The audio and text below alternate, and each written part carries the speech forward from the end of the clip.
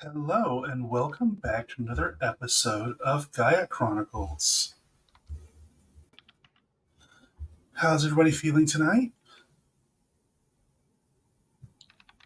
I've had a migraine all day. Fun. I'm pretty good. First and foremost, let me do this. I was made aware that one of my jokes in the last episode, produced by Vibe Tribe, did not land and was considered offensive. I wanted to take this opportunity to apologize to all of you. It was never my intent. I never intended to make anybody feel uncomfortable. It is wholly my responsibility, and I will endeavor to do better every day.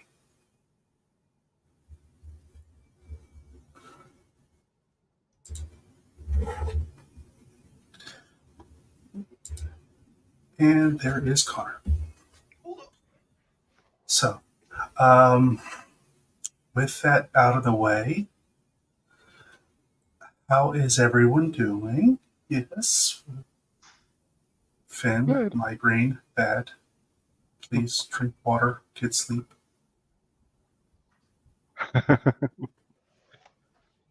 I'm good. Yeah, I've been doing Wonderful. well. Just finished a week with the family visiting, so my apartment is extra clean now.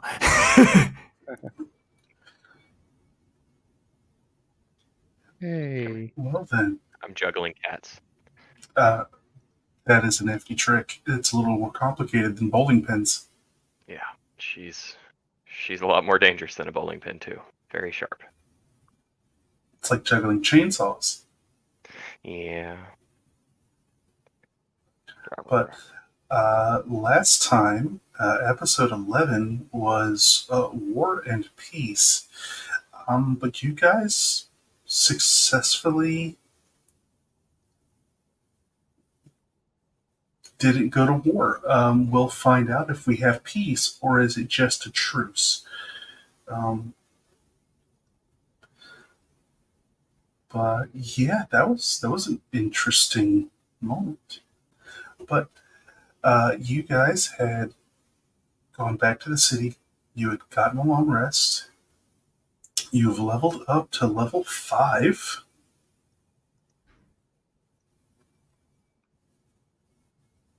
Yay. And before we start, let's go ahead and do this.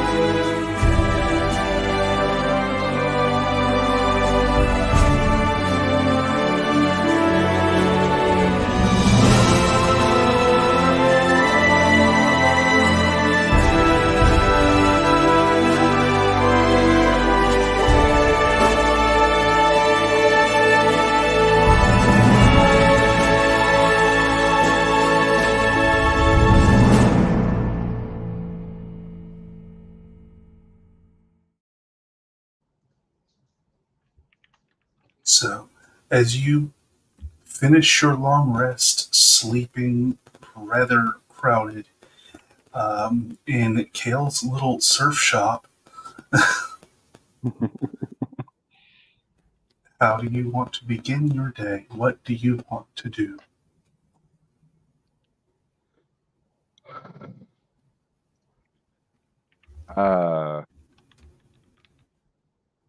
Well, I don't think there's much to. There's only one thing that we know of that's left to do, but that's a matter if we want to do it or not.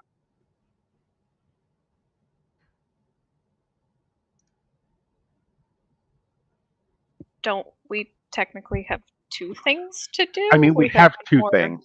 Okay.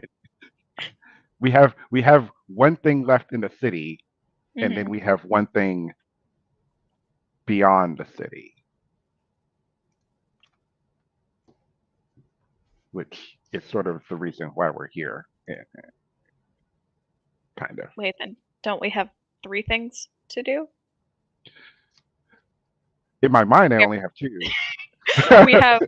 We have our side quests to go and find the thing, the lost heirloom, and then we have to further the story outside of town, which was our initial mission. And then I also wrote down that we need to arrange a meeting with Mother and Blank because I didn't get the other person.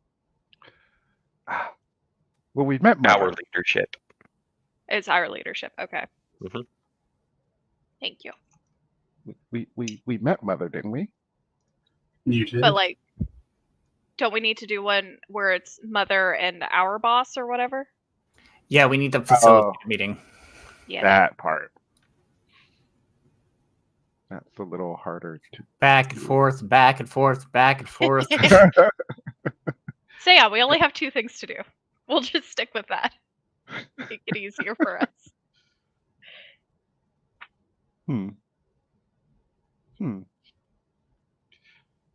Well, we've got a few more days till we were due outside of town, I if also I wrote that remember down. correctly. Several days. Yeah. We have 1 week left. I guess technically 6 days now that we have long rested. So we should use this time to amass An munitions. army? And I am now like, I don't have 4 arms anymore, but I am like about 4 or 5 feet taller than I was before. I'm almost as tall as Drolor. I'm just super jacked up. Norm? What happened to you?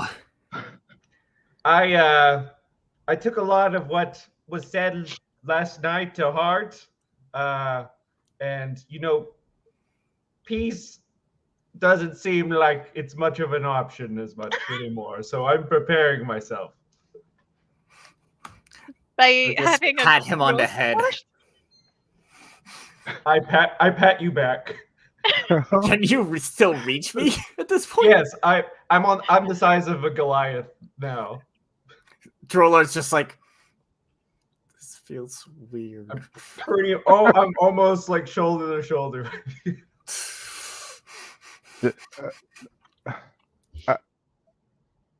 I count as I have the powerful build now.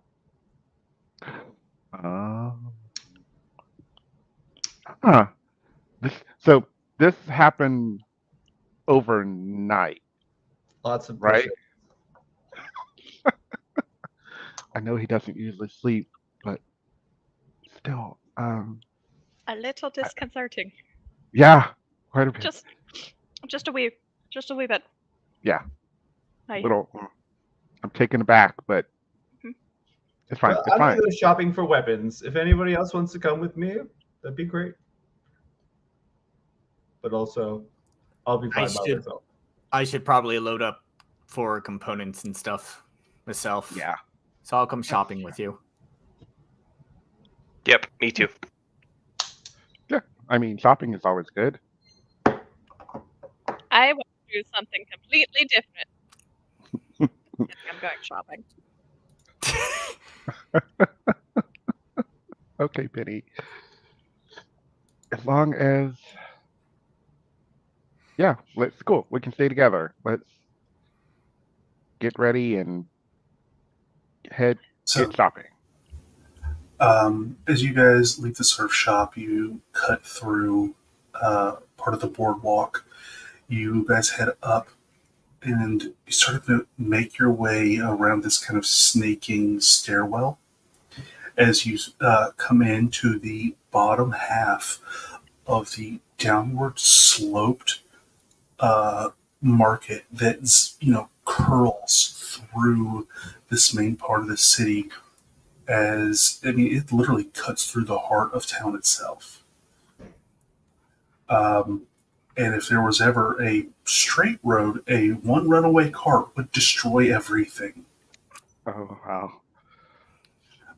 It is a steady uphill walk the entire time, as the road itself snakes back on itself, switchbacks all the way up.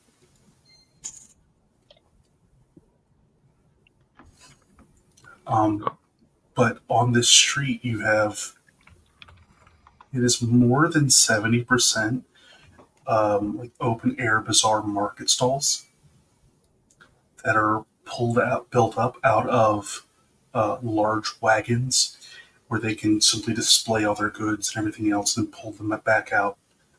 At this early in the morning, as you guys have just woken up, there's a lot of people still setting up. However, you see the fewer but prominent buildings that are set up against the walls and built into the walls themselves of this area. You have the wooden construction, which is certainly a step up from the normal bazaar, and then you have other buildings that are entirely comprised of stone, built out of the walls themselves. So as you guys continue to go along, there is already smatterings of people getting out here. It is your 6 a.m. flea market crowd starting to make their way into the open air market and bazaar. Well, what are you looking for? Or what do you just hope to find out here?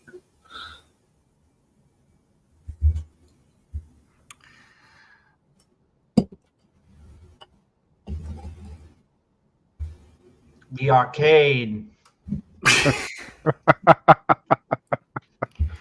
I'm definitely not gonna find a arcanic gun or anything around, but I'm just interested to find some magic stuff. Yeah, either magic weapon or maybe a better weapon, in a sense. Driller is Although kind I'm of probably not going to give that one out. Go ahead. Driller is specifically looking for any bracers or bracelets that you can find to help him out.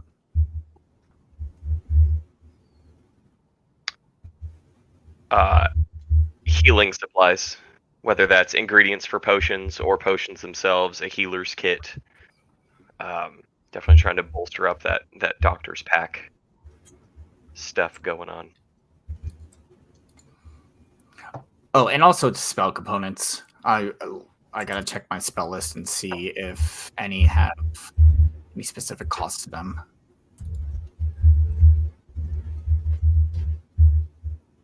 Okay.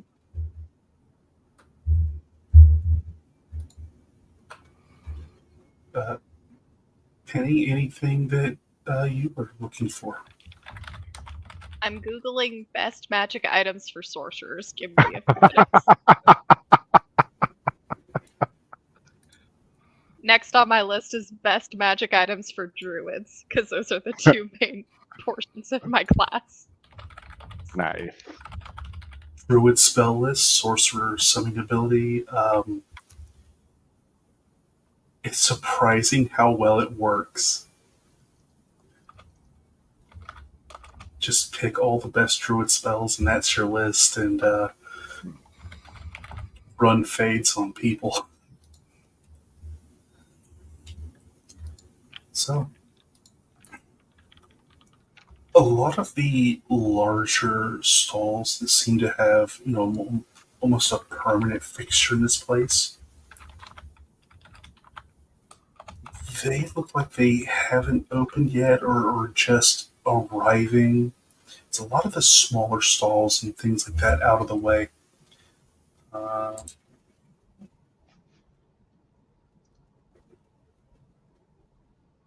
okay, so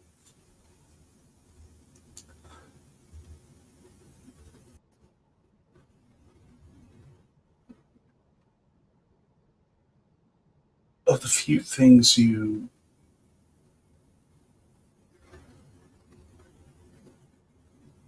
it's interesting to see that even in this environment, there's still a few people still drunk,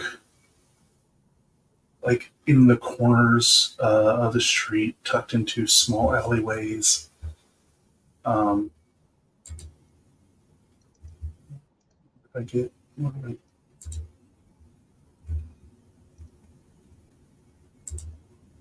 okay.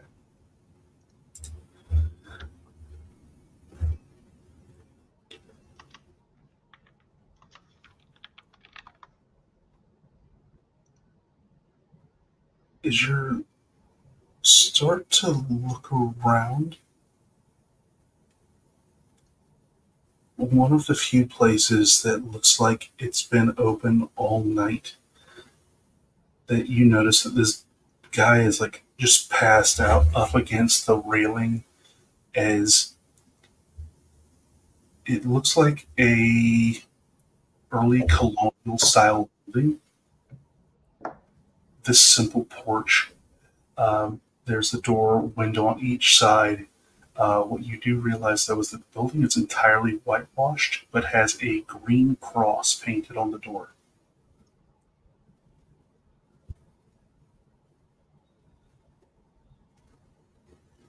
Um, Cypress, you immediately recognize that symbol.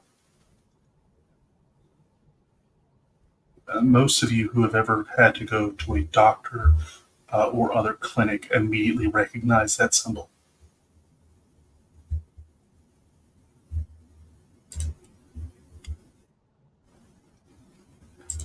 Yeah.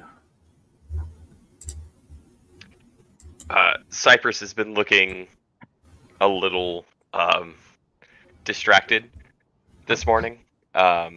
Something's been kind of rattling around in that harebrain going on in there. And upon seeing the symbol for the doctor,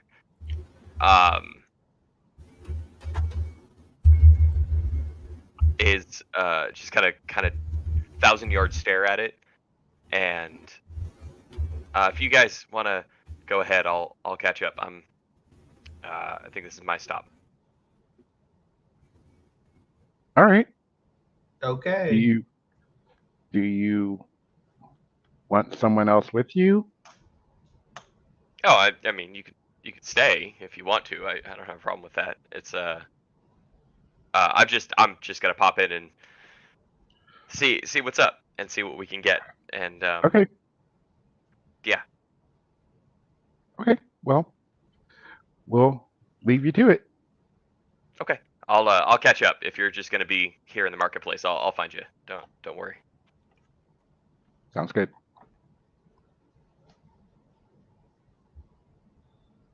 But Cypress, as you sort of ascend the stairs and make your way up, how tall are you again?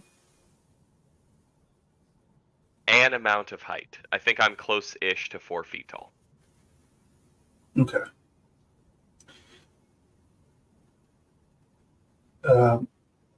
As you make your way in, there is a young woman stocking shelves. With her stepladder, she is a full foot taller than you.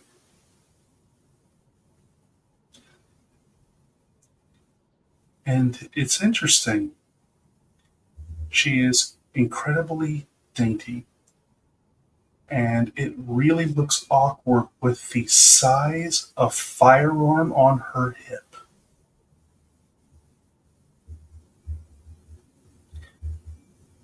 As you that is not a hold in two hands, that is hold in two hands while also using sandbags and a brace.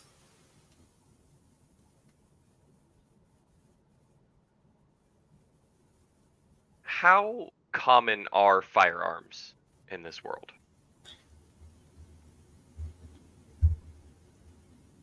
The Imperials kind of innovated them, Hmm. but anybody who can take the time to take one apart Mhm. to learn how it works, anybody who can put one back together could certainly modify one and do whatever they want with it. It's all a matter of, Is it did you invent the technology or do you retrofit the technology? right? I think the better way to ask that is how prevalent are firearms? Is this kind of like is it a common enough sight to know, like, is the size of the weapon the weird part, or is the fact that this shopkeep has one the weird part? Uh, 3 years ago, you feel like you wouldn't have ever seen a weapon like this. Hmm. And then you did. In a storm Got of iron, you saw them. Since then, and with the Empire's presence all over the world, they've been growing. It is certainly uncommon, bordering on rare, to see civilian with one. It is very rare to see one of this model in this size. Hmm. And what ancestry is she? She appears to either be a very short human or very tall halfling. Maybe she's a Okay. dire halfling. Right. Yeah. Okay. But definitely closer to the human appearing as opposed to another. Okay. Uh yeah, Cypress will go up to open the door and then close it um with the full intention to scan the entire uh available stock that's out to see, is it better to buy or is it better to steal? And then I think just get distracted by that weapon. Um, So and is there a counter or? yes, there you have a counter that takes up probably more than 50% of the room itself on one side. Um, you can see all manner of things, small to medium items on stock on the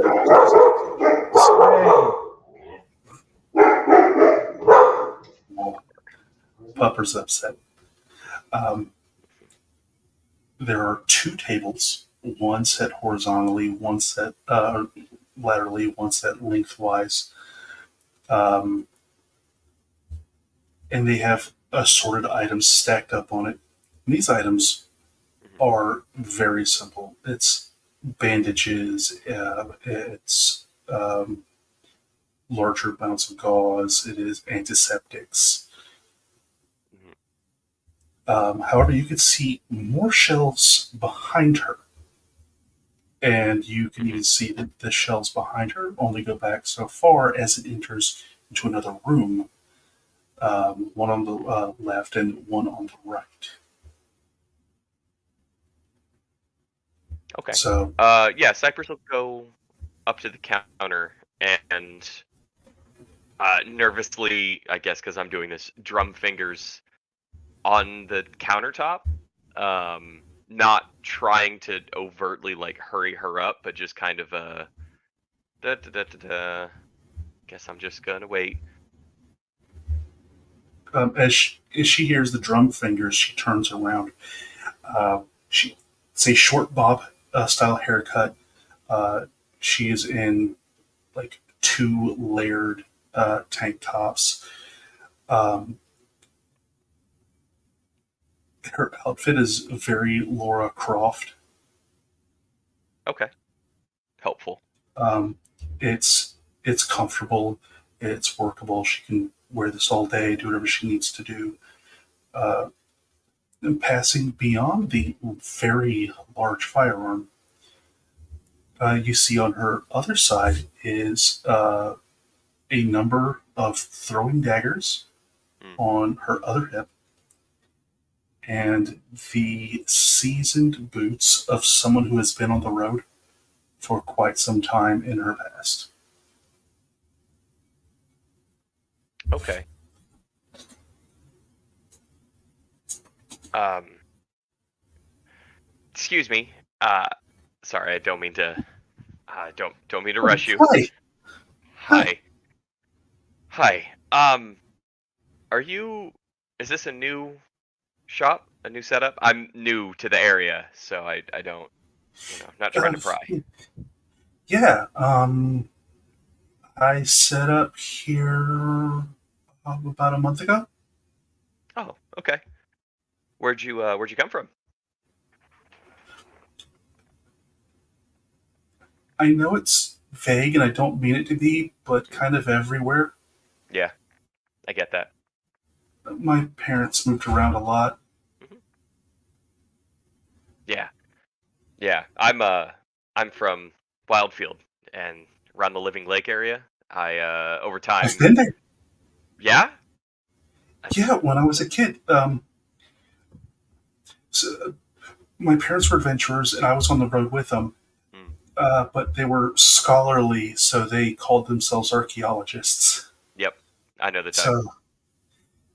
So, but yeah, I've been just about everywhere. Fantastic. Are you medicinal practitioner? You just sell the wares.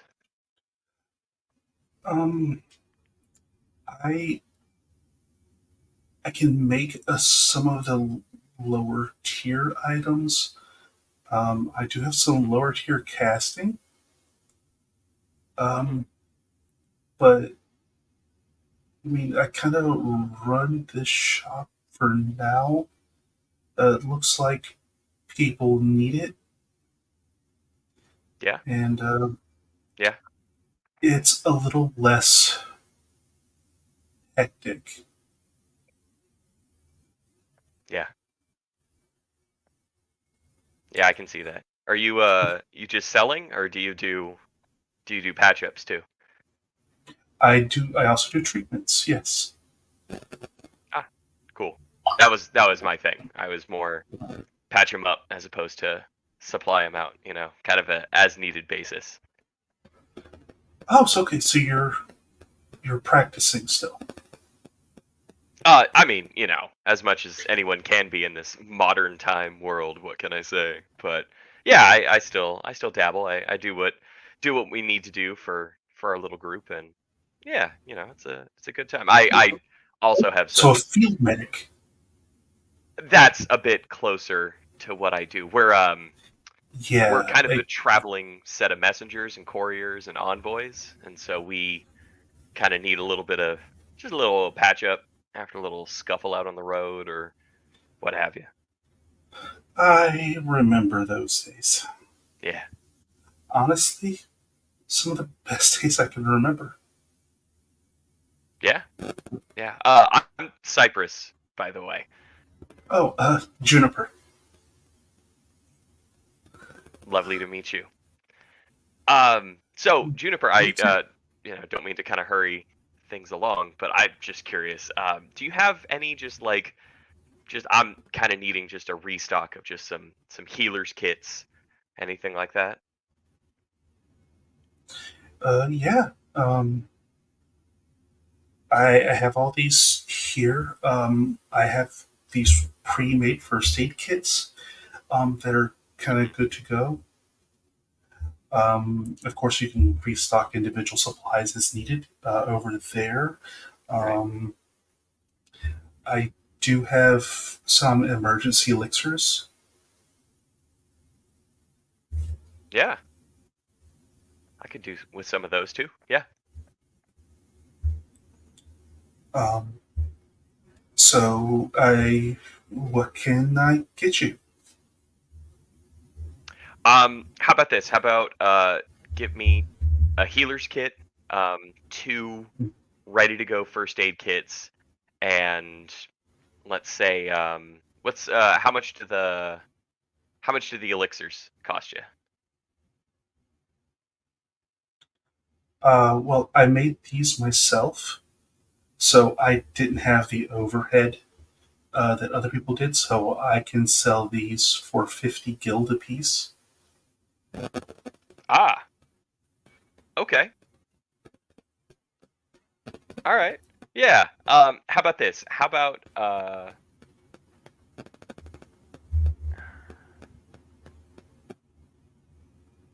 can I Erica, can I vibe check her? I guess like I'm thinking I want to see in the same way that I would kind of check every mark in my more recent days, but also kind of that preliminary alienist style psychology check, I guess, of like you good. Are you going to try and use brain magic? I'm not. Or are you, I specific I okay, like no very magic. Okay. yeah, Okay. no magic. So, I just want to rely on my previous instincts from both when I would like practice next to the living lake. I guess closer to that end of my timeline of somebody coming in off the road, kind of getting a vibe check for the trauma dump, for the emotional scars, see where they're at and see how honest this person is being. yeah, please roll an insight check. I would love to as soon as I move my screen.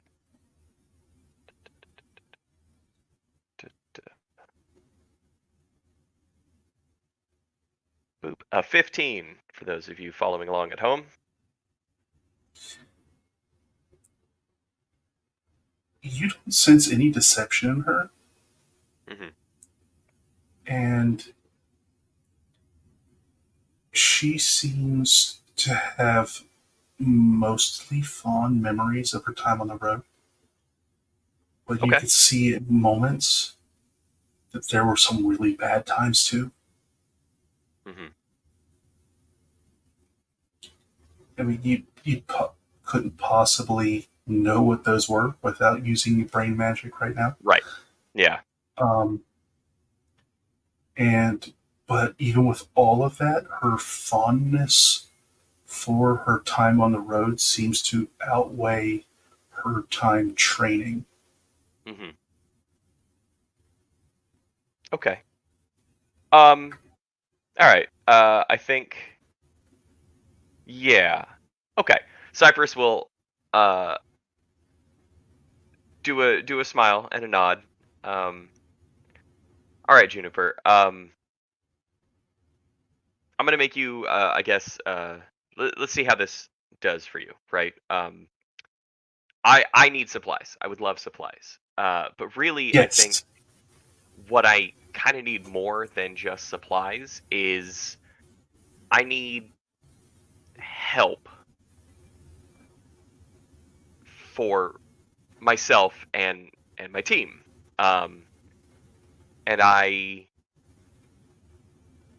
how would you feel about traveling with us? I don't think I can go just yet. I mean, I just got Sure. this place set up. Right. Right. Yeah. Um, Yeah.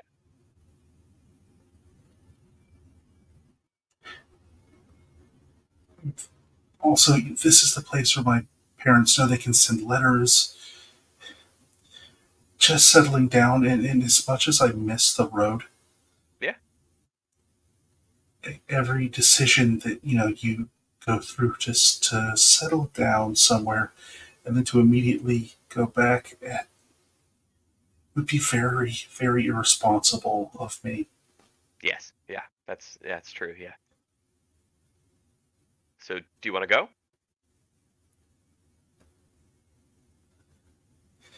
Like, you can literally, she is literally like wringing a rag in her hand.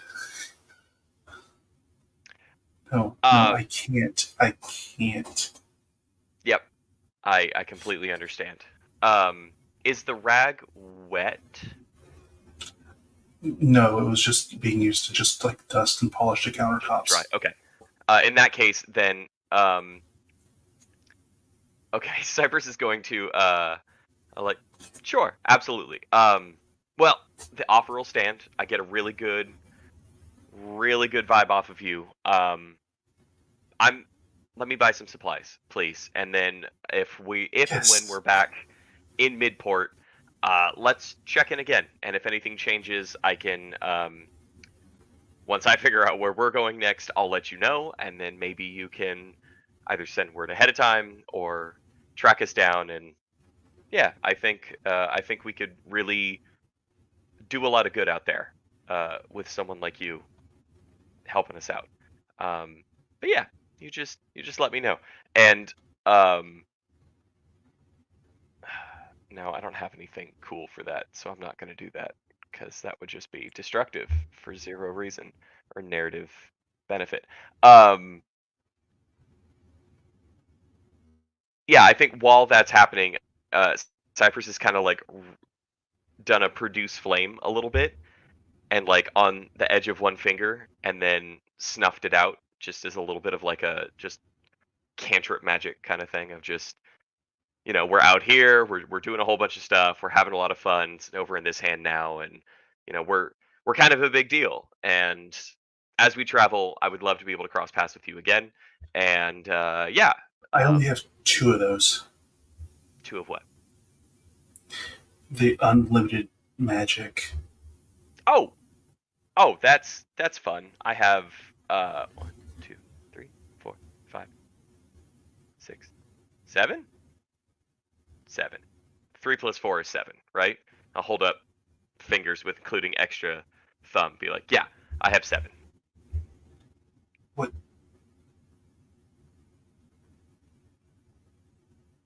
Cypress? Yeah.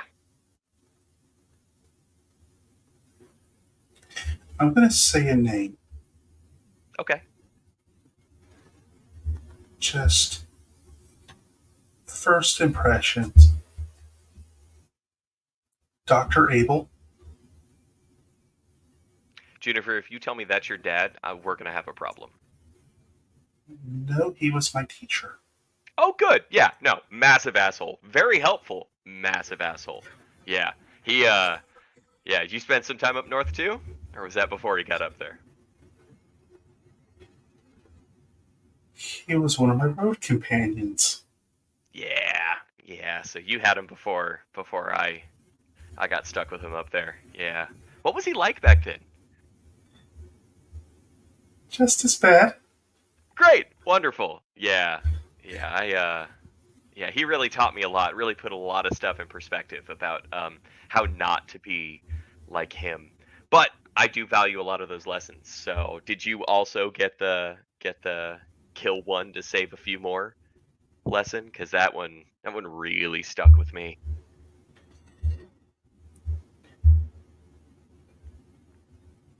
Yeah, I think the only test subject that could ever have survived was Dane.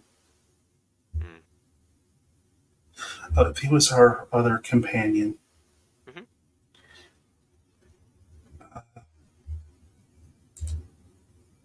Dane.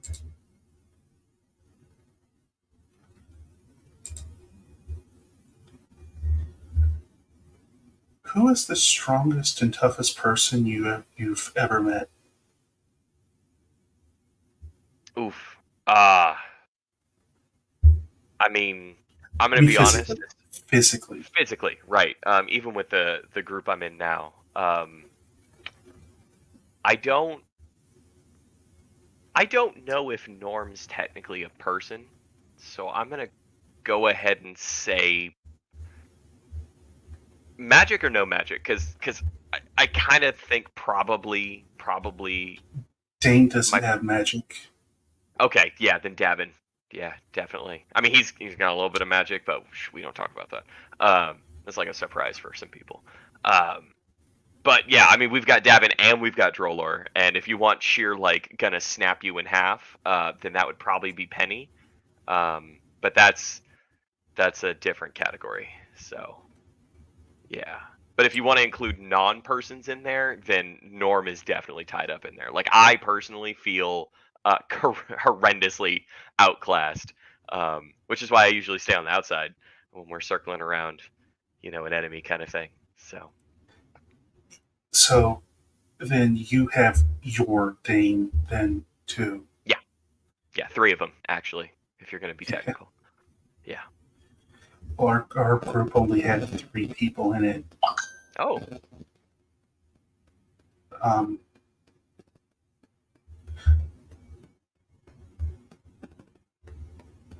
Three years ago,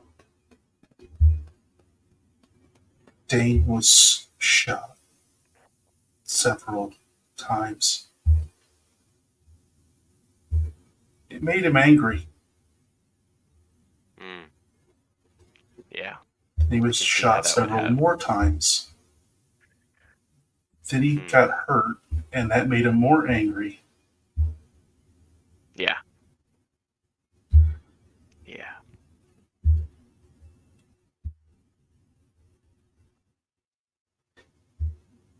And then other people got hurt. And that made Dane very angry. Yeah. Yeah. I'm kind of getting a sense of what kind of person Dane is. Yeah. He's actually the sweetest guy you'll ever meet. Oh, yeah. Those are the most dangerous ones. And dumb? Oh my god, he's so dumb. Mm-hmm. Yeah. Yeah. We unfortunately don't have any dumb people in our group. I mean, not smart people, yeah, 100% right here. But dumb, nah. No, we don't. We're not lacking, or we're a bit lacking in the dumb department. Just poor life decisions. So See, you caught it before I said it, because when you don't see a dumb friend in your group, it's probably... yeah. Oh yeah, when Cypress pointed at himself like that, it's still with the produce flame finger. So just and a little singe. So that's yeah. Yeah, but yeah, we do fine. We're a wonderful group. I promise you, there's no. I would probably be the closest allegory connective piece comparison to the Good Doctor, and I'm not that bad. I'm a different kind of bad, but I'm definitely not that bad. Hey, what are your thoughts on smuggling?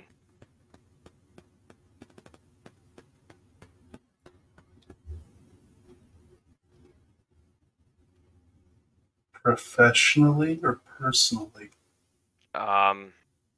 Let's go personally, because that's going to change the way that I say the next part.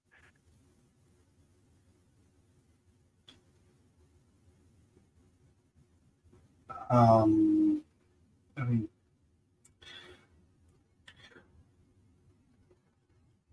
did you know there was a time when it was technically illegal to import coffee? Really? And of course, there were tariffs and things before the peace. It was illegal for one person to trade tea with that person, and one person it was legal to trade coffee with this person. And of course, with prohibitions, it was illegal to produce alcohol. Of course, that lasted all of 6 months. But even with people still making it and trying to move it, that was all smuggling. Right.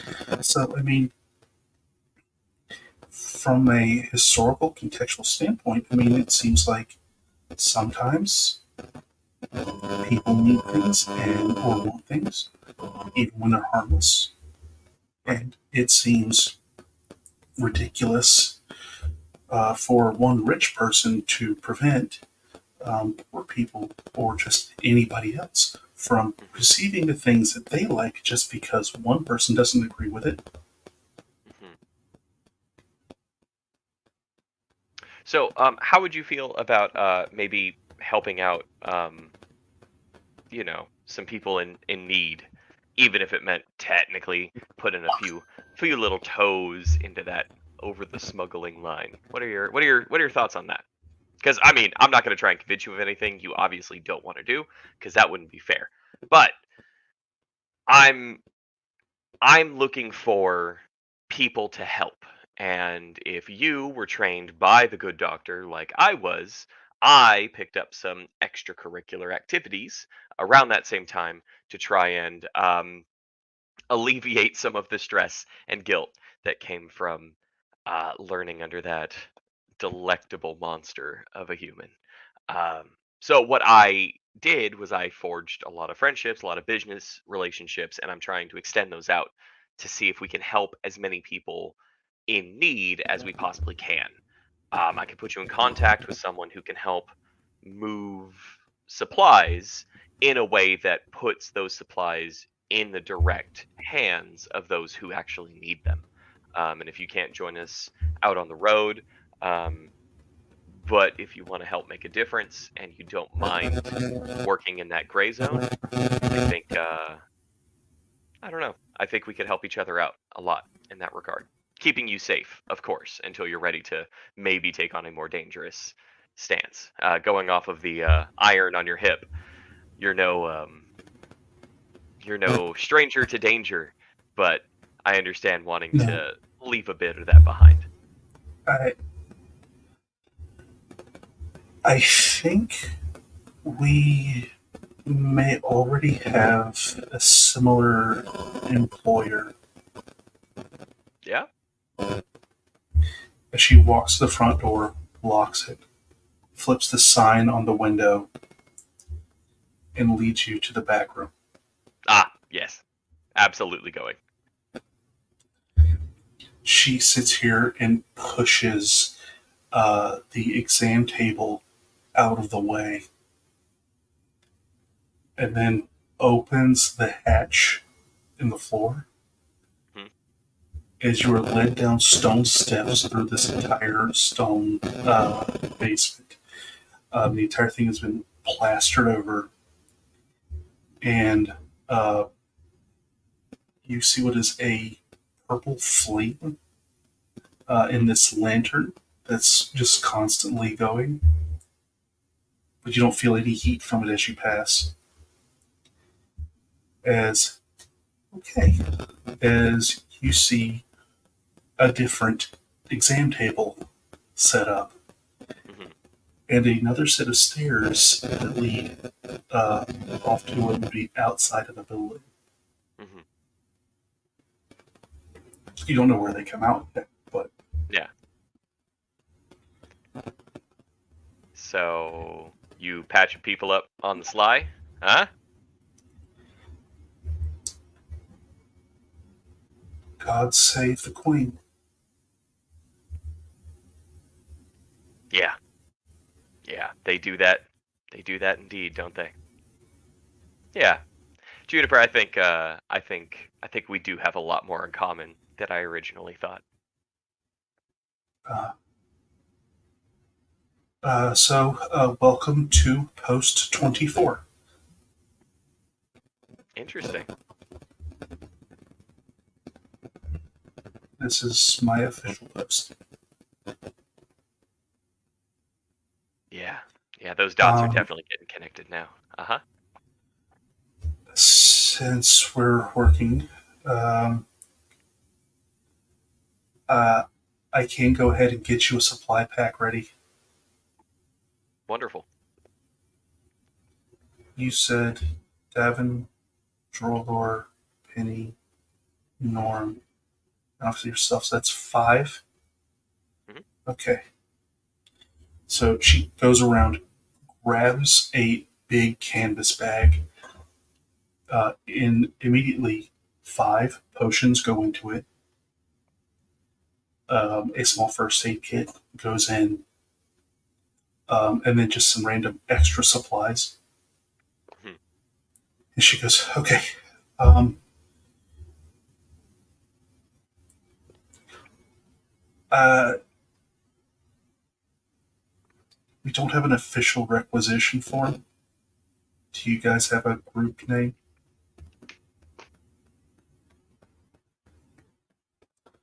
Okay. No, but I can think of one real quick if that's what you want. Me here in this by myself, just with you in a vacuum, 0 outside input. No, we don't have a name yet, but we'll get one to you. Don't worry. I Well, wouldn't dare make that serious of a choice in a vacuum. But I'd threaten to do it, but I would never follow through. Cypress says out loud.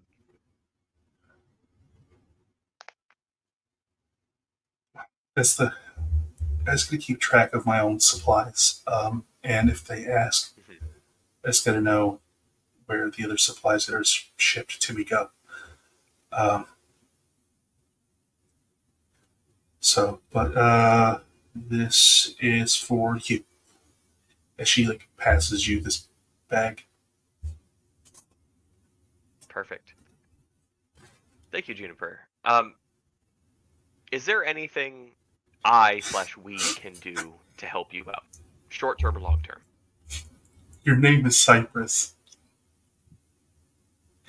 It's a type of tree. Yeah. I'm Juniper. My dad is Pine. Aha.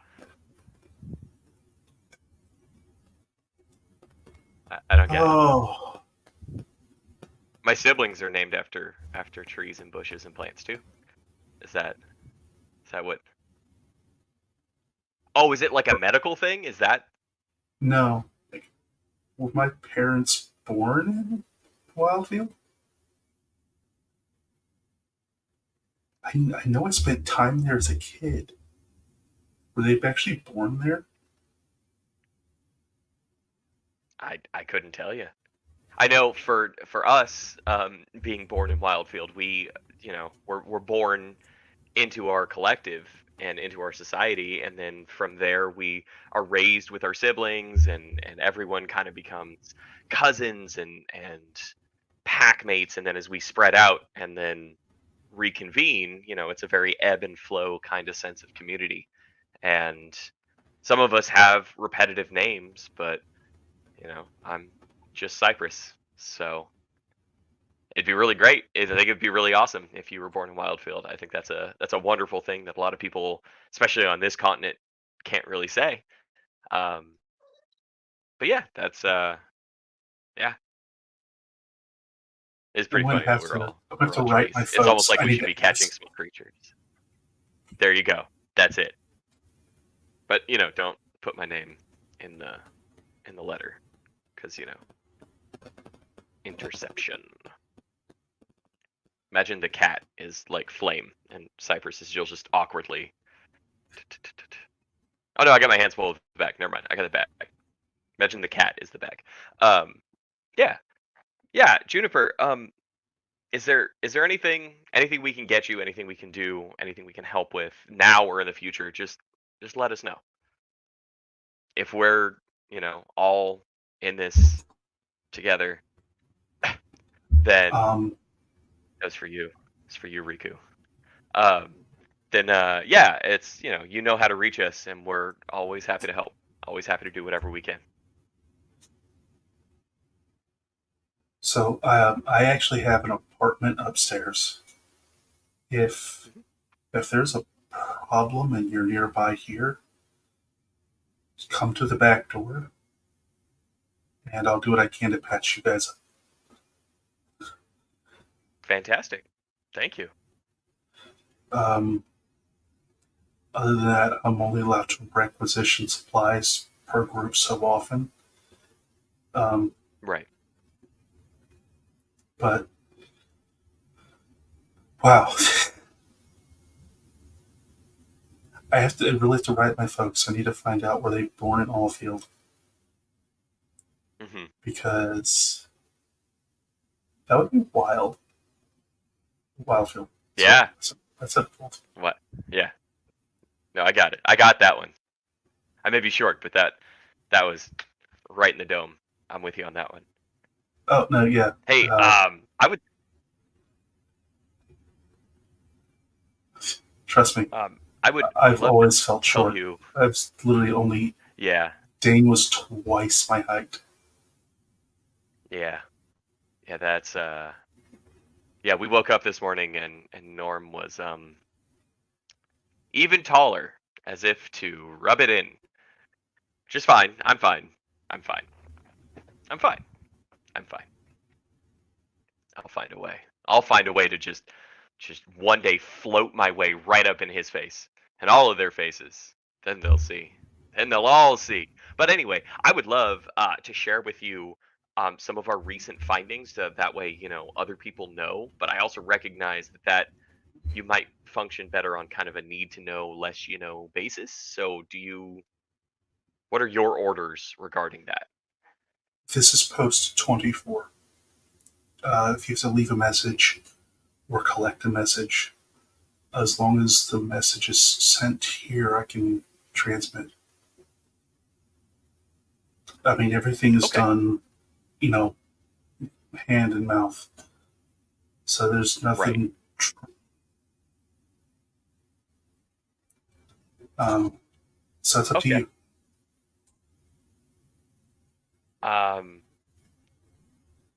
Yeah. Could you pass a message forward? We'll see if that gets there first, or if another message option gets there first. But yeah, could you say Words out of a sheet of paper. yeah. Dear boss, our mutual mother requests an audience.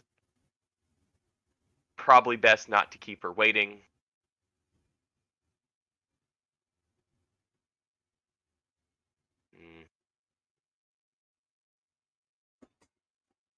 And her house is probably best. No. Okay. Your house is probably best. So she strikes through part of it and then writes the next bit. Yep. The thing that's exactly what I wanted. That. It is. There are no actual words written down. Mm-hmm. There are vertical lines for consonants. There are horizontal lines for vowels, and where the line is placed versus it is a shorthand that creates something else. So, like if it's a TH, then you get the line, but because for T, because it's the most common, and then a line through it here, and for the H, and so that becomes one character, and it's literally just a sound and a sound and a sound. And so this entire thing has no words. It is strictly a translatable phonetic cipher. Got it. Okay. Yeah, as Cypress witnesses that, for the second part, he'll put more allies with ship captain, or local allies with ship captain. Harbor is looking busy. We'll give you a more mission critical update later or soon. And then love Cypress. And so she gets it, folds it all up. And then she unfolds it, then crumples it into a ball, uncrumples it, folds it back up, sticks it in a book, um, and it just sits there on the shelf. So, Cool. was it important? Was it not important? Anything else? Who's to say? Okay. And it looks like Um, chicken scratch. Yeah. Yeah. Doodles while reading. Yeah. Yeah. Cypher's going to look very impressed with that. And then kind of readjust the pack a bit and say, Juniper, thank you. And I'm looking forward to working with you again soon. And put his hand out. She shakes. God save the queen. Yeah. Yeah, they do what they can, I guess. Is that like our official like ending thing? Because they didn't tell me that, and if they did, I forgot.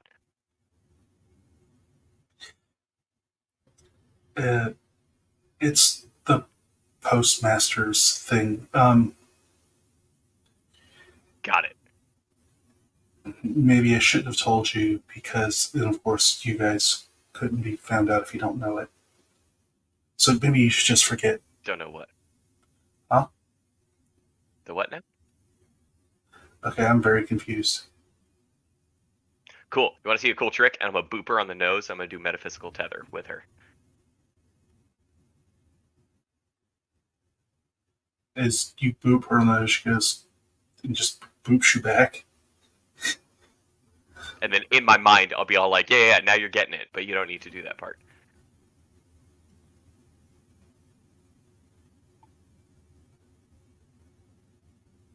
That's neat. Yeah. That's the thing I can do, but it's not because I'm not an Imperial and I don't know what their thing is versus my thing, but this is a me thing. But anyway, just so next time when you see me do it, you don't freak out like that other guy did. I can do this, but we're on the same side. But anyway, that's how it works. And then I'll snap the connection out and then go like, okay, bye. Thanks for everything. And I'm going to go out the wrong stairs, not the ones we came down. Just start heading out. As you go over to them, they don't move. Like the stairs leading up the door does not move at all.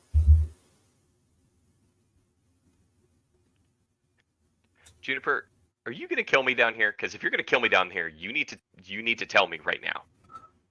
No, that one has a password.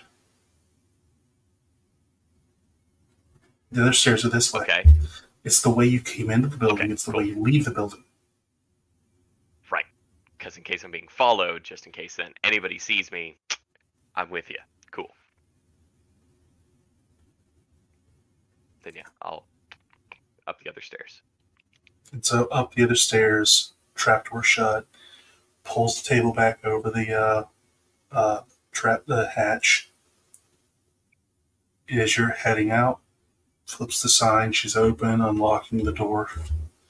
And as soon as she does, there's this dude sitting here against us, like, "Hey, Doc, you got anything for a hangover?" And she goes, "Yes, water, sleep, and more brain cells." I prepare Eldritch Blast. No? Oh, yeah, not me. Got it. Sorry, wrong doctor. Yeah, listen to her. She's much better than. Anyway, you have a great day, my dude. I'm talking as loud as possible. A great day. Beautiful sunshine out here, right? And then I'll kind of like wave to Juniper and then head out in the street and try and find my homies.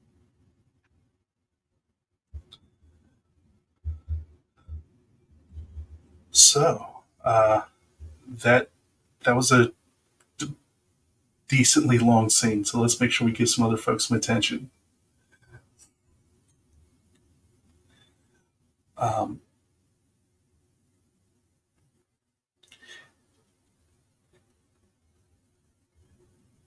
As you guys are sitting here moving through, people are slowly starting to make their way in. The stalls are more and more opening every minute as things are getting set up. And since there's not a lot of traffic in here right now, this is the best time to really see everything.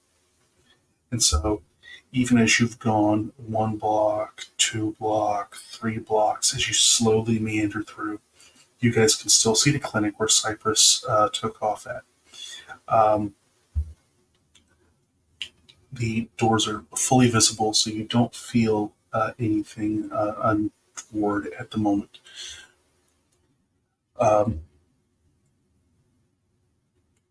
One of the larger stores, one of the wooden buildings, seems to have weapons on display racks in the window. Another on the other side of the street has armor on display racks in the window.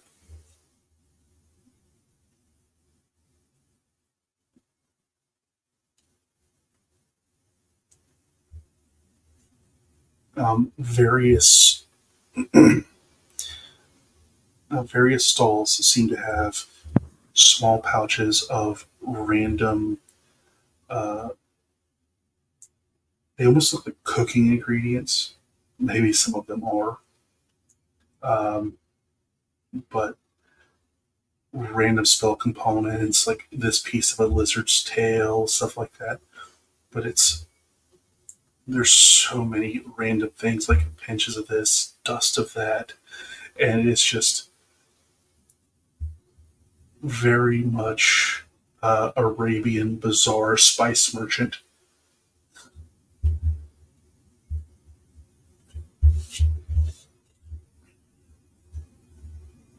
Yeah, Drillor is as he's walking through is just as he sees things that he knows correspond to his spells, he's picking things out, and buying just a various pouch of components for the journeys ahead. Okay. As you sit here and just make your way through the stalls, as you pick things up, just write down how much you've spent in your currency guild. Just write down how much of random spell components you pick up. Okay. Yeah. I'm not going to make you sit here and go, well, I need this many chalices.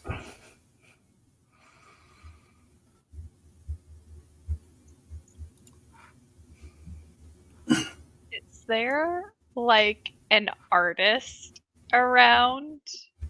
Somebody who can like make little portraits or something? Not in this section. Okay. And while street artists, I mean, they do exist, but you would find them more on the boardwalk below for the people that have the money to throw away on such a thing. It would be considered frivolous. So I want to random slip away and people I want to do that. want to go back down to the boardwalk. I want to go back down to the boardwalk. I forgot I was Okay. going to do this. Okay. But yeah, you make your way. You backtrack a little bit. It's funny now, as you make your way back, you notice that the sign on the door to the clinic has gone to closed.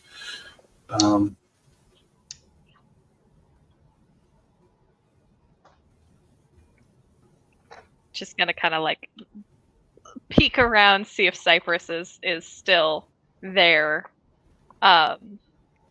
Make sure he's not murdered, but not go into the store. As you kind of peek in on each window, you don't see any blood or bodies. I love that. I love that for me. Shrug and keep on going to the boardwalk. Okay, so you make your way back down through the winding stairs, and you get back towards the boardwalk. The sun has only been up for about an hour, So you've got this like amazing golden light coming through. Um, Even the clouds on the horizon have a bit of backlit blue, as it's literally just reflecting the sky itself and the water, while the underside being lit has this amazing gold. Beautiful. But as you continue through, you see the shops here are opening up. Particularly, here is a uh, very nice looking, even by today's standards, it'd be very cute. A cafe bistro, as they're setting out little tables and everything else, getting the chairs arranged. Um, the staff themselves are wearing dark trousers, white shirts, dark vests, and everyone there is very clean, or if they're not clean shaven, they have an immaculately uh, shaped beard. So it it seems like this place has money. I'm gonna clock that as a place to either steal from later with Cypress or take the squad out for dinner to later. Okay. Who's to say? Um, We'll see where the day goes. There's several more shops and things like that as you go along. One is an antique store, except that their antiques are like really nice silver candlesticks, gold candlesticks, beautiful pieces of furniture and things like that. Like if you were to buy a Tudor style home, this is where you would shop for it. So to them, it's not antiques, but it's not IKEA either. Like IKEA, we need you, but that's because we're poor. But let's be fair about the what we get. I'm gonna clock that store to show Norm and Drolor later because I think they might like that kind of stuff. Oh, I thought you were going to send it to Drollor and Davin. Send them out on a date antiquing. Oh, that'd be very Supernatural season 1 of me, but I'm gonna say no and just be like, the aesthetics seem like. No, I'll find a cute little spot for them to go on a date. I don't want to be stereotypical.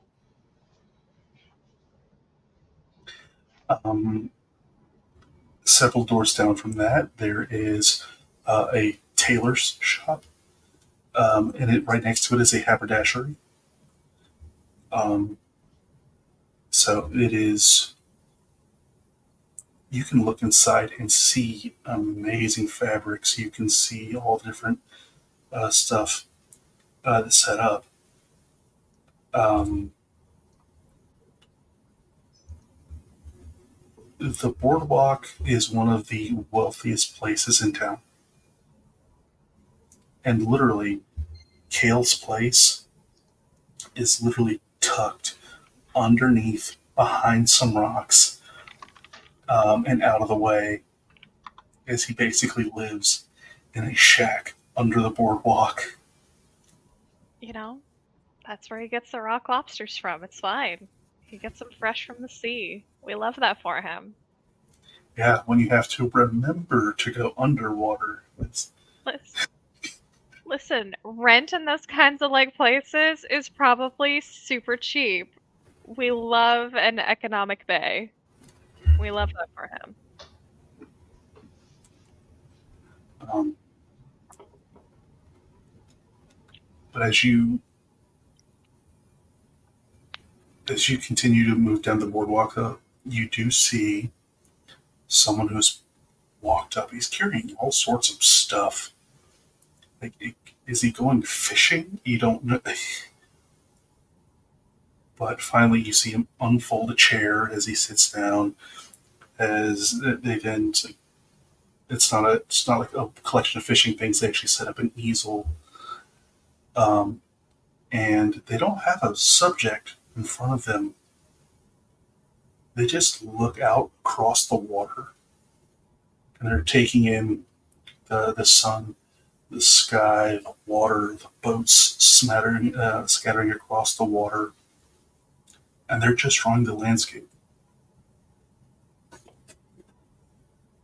I'm Penny's gonna observe from afar for a little bit and then walk up to them and continue to observe for a little bit so they can kind of see what the portrait is becoming, but not in like a creepy way. Wants to like make their presence known and do like a cute little like wave and observation. And then after a little bit say, your work is beautiful. Oh, thank you. You're welcome. Do you happen to do commission work?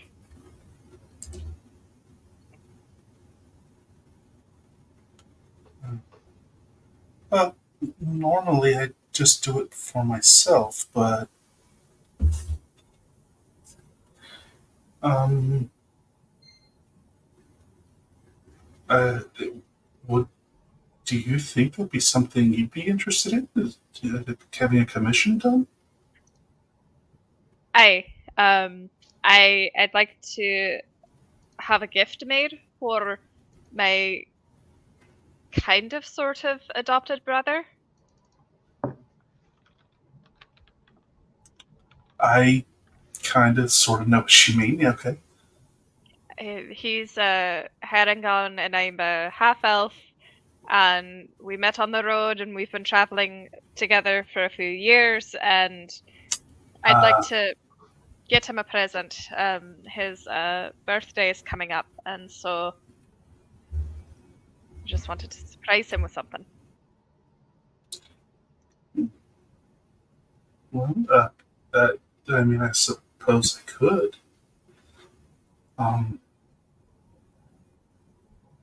I've always just done this for the love of it and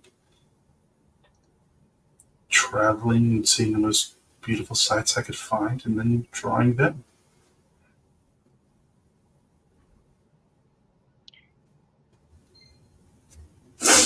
But yeah, Where have you gone? What's been your favorite landscape so far? ooh.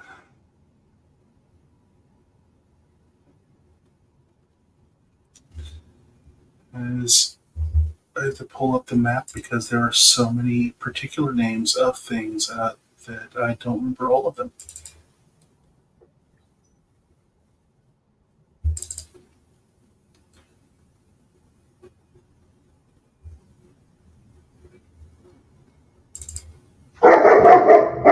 Ludo. Bork. Bork. Pork, pork, pork, pork. Bork. Bork.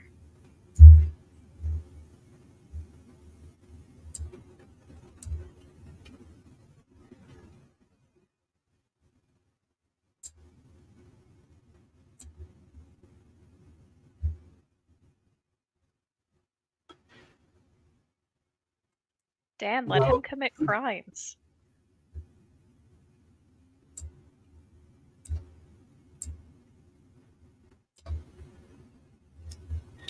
Well, one time, my wife took me sailing and we anchored off of an island in the mall. And I saw the most beautiful coastline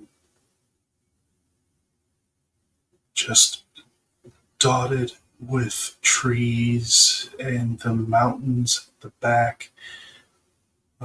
All there, just across the water. And uh, the Starfelt forest was just amazing to see. It almost glowed with life. It's probably the That hardest thing I ever had to paint. does sound beautiful. Uh, Penny, where did you receive your training at? The Everbloom. I'm not looking at my character notes. I'm pulling that off the dome. The Starfelt is the forest in which the Everbloom is concealed. Oh, I've been there before. Oh, that's a grand place. I used to love just sitting out in the grass and just being out there at night, taking in all the colors and all the sights. I miss it. Now that you mention it, I never thought I'd miss it, but I do. And the mountains, as they just wove themselves into the landscape, as the trees from the other side. It's the most difficult thing I ever painted, and I can only hope I had done it some justice. I'm sure as long as you can find the beauty in the painting, then you've done it justice. Well, I hope somebody does someday. It's still sitting in the gallery over there.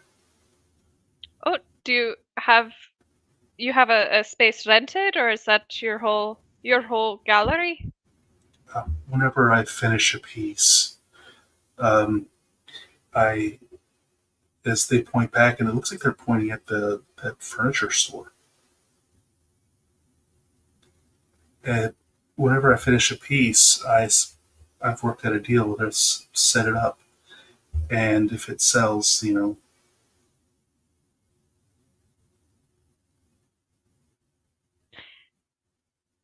You know, I'm glad you said that because I have some friends that I'm traveling with right now. And I was already going to take them down here to go to that cute little bistro down the way.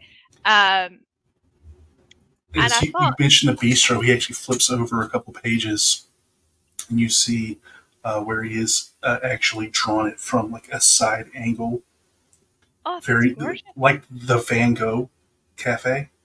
Hell yeah. Oh, that's Right. gorgeous. That's right. I know Hey. art. I didn't say you didn't. No, that's the internet judging us. Right. I was literally wearing my Van Gogh art block t-shirt that I got from Wish like 10 years ago yesterday. Back into character. Well, feel free to say no about this commission idea, but since it's for my sort of brother Cyprus, I was hoping to commission a piece based off of an adventure he and I just went on with some of our friends, where he's standing kind of triumphantly like this on a tall root in front of a tree.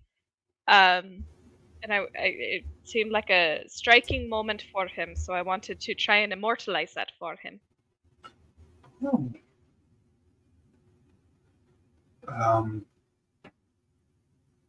Well, I mean, if you could take me back to the spot, I could try and paint all of it.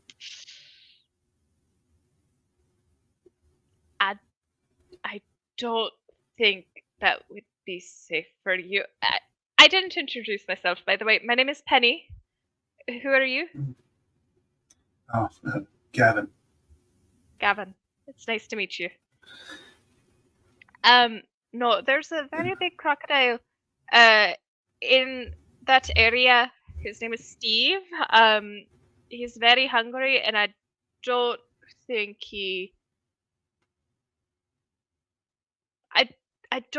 I don't think he'd like us in his area again. So I can I can have you just use your imagination. I have this old portrait of Cyprus, or I can bring him here for you to draw, but I just wanted to kind of float the idea.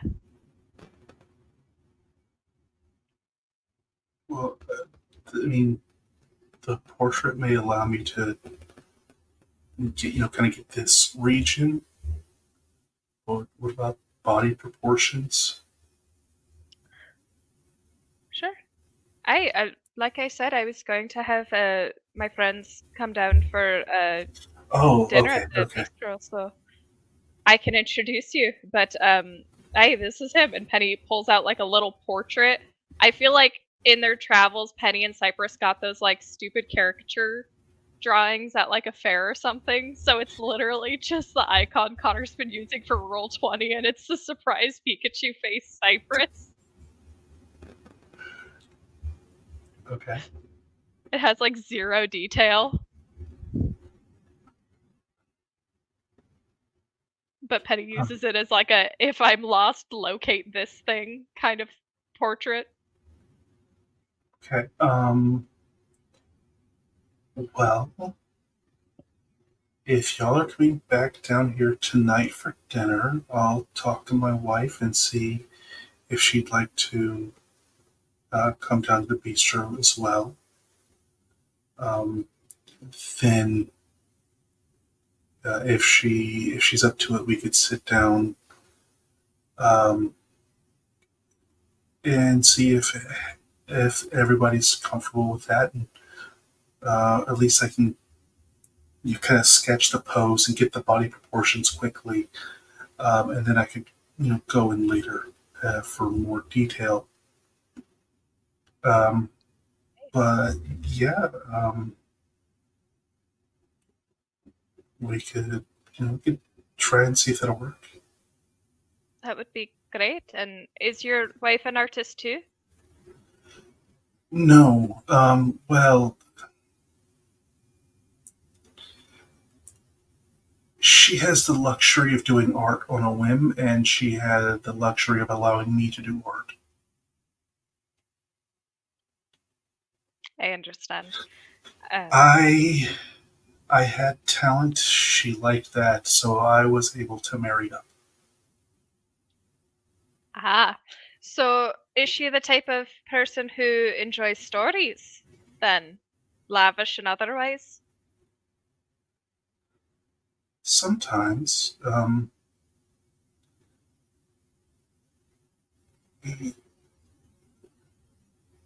when I say married up, I married way up.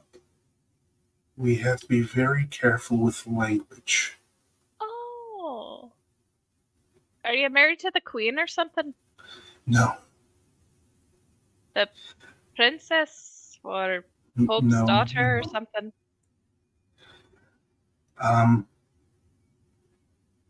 Nothing quite that grand, but my wife's father runs Midport. Oh. Oh, wonderful. That's great. How do you feel about that? It is an amazing opportunity. All I have to do is ignore the emasculation all the time. Oh, I know what that's like. Oh, I know very well what that's like. Well, if she wouldn't mind rubbing elbows with a few dirty travelers, I'm sure we might be able to entertain her with a few stories of the places we've been. Travelers would be fine. Baths and laundress beforehand is a very good idea. I'll make sure everyone showers and uses soap. And courteous public language, not bar talk. Oh, okay. We should not have dinner with your wife then. As Gavin chuckles to this as well. I cannot be the reason for another divorce.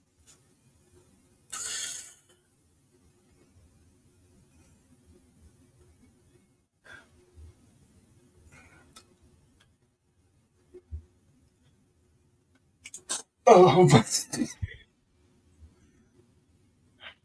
lore implications right there for you.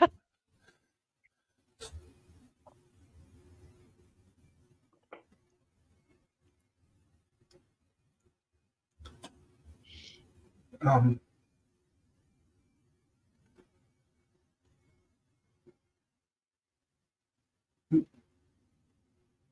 maybe the language you might use in church. Okay, so we're gonna say no on dinner then. I'll just bring Cypress here for you to meet him so that you can get your proportions on the boardwalk. Okay. I'm technically of a type of church, but it's more of the non-organized religion. I made it up myself, kind of church. So it'd be best if we didn't meet your wife right now. I mean, we had, the High Tree, and we had, Ramu. So, I mean, we understand maybe something a little less organized. How about a lot not organized?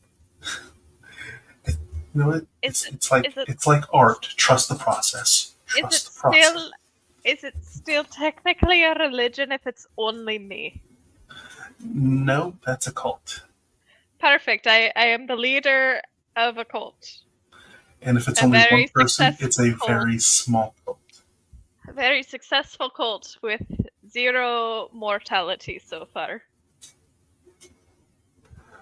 I mean, technically, you could make the argument for any larger religion that they're also just a cult too.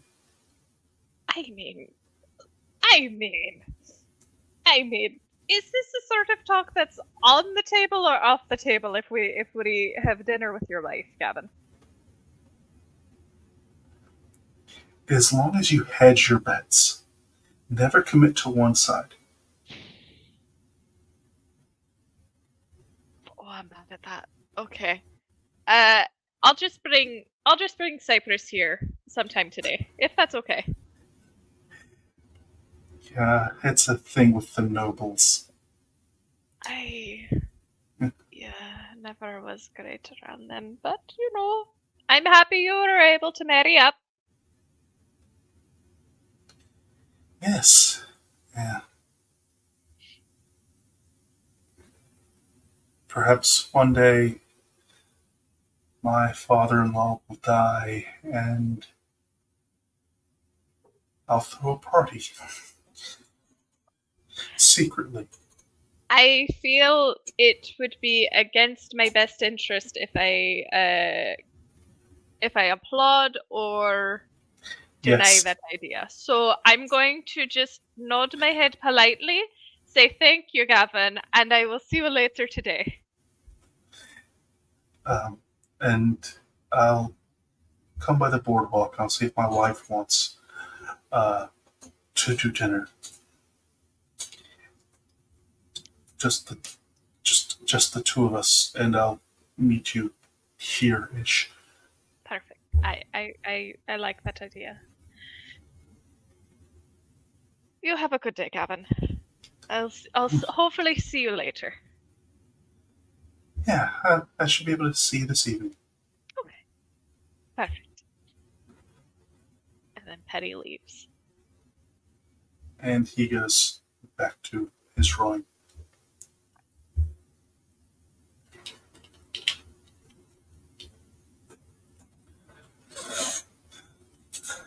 So all these armor shops, weapon shops,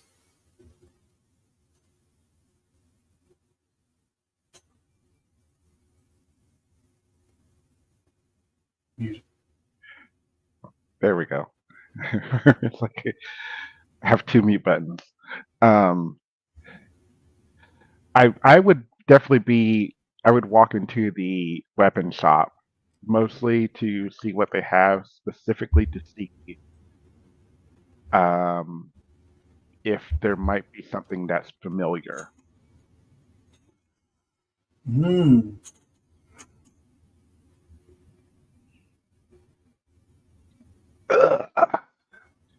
Looking at something that closely, I'm going to need you to roll an investigation check.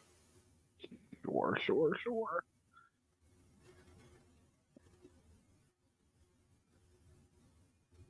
Oh, didn't within. I'm still doing the disadvantage. I forgot I got that. But we'll use the 18. Okay. You do see something that looks familiar. Oh. Um, that's a cavalry saber with your father's mark on it.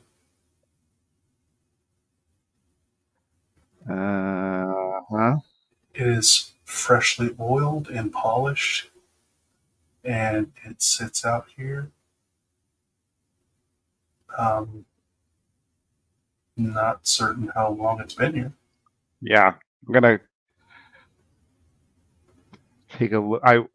Is it just sitting like just amongst things, or is it like behind a counter? Or...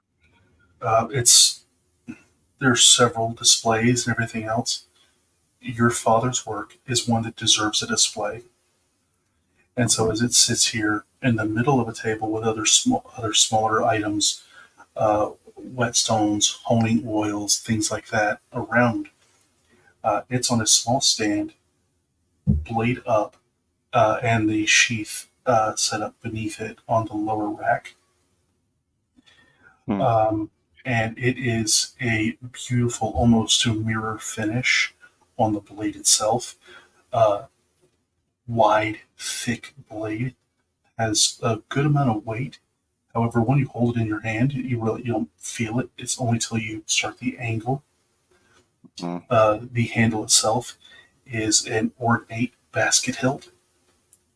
Um, just amazing hand protection, and the basket hilt itself is heavy, so much so it offsets all the weight of the blade. Hmm.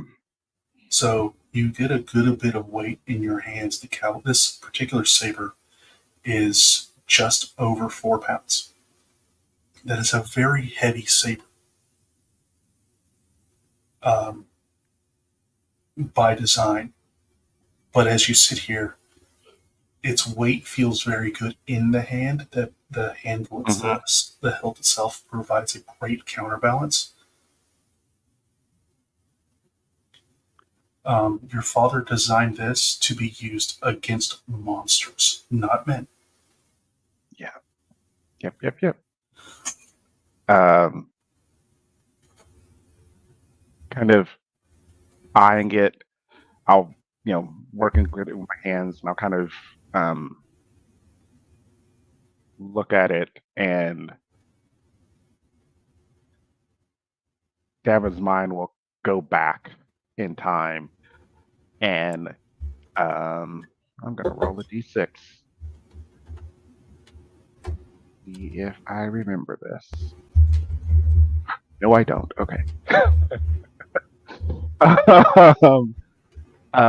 He's thinking back, and he's recalling moments of like working alongside his father, working alongside um, different items, different weapons. He does not remember this specific one, but he remembers his father talking about why it was done the way it was done and the reasons and how to make it so that it does what it does, and the importance of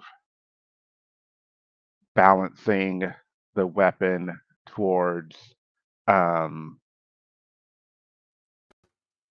what you are only using the weapon that you need, as opposed to just having a random weapon to attack with. Um, why different swords are made and crafted a certain way, are different axes or different, glaives or what have you. And um, yeah, he's having a moment for sure.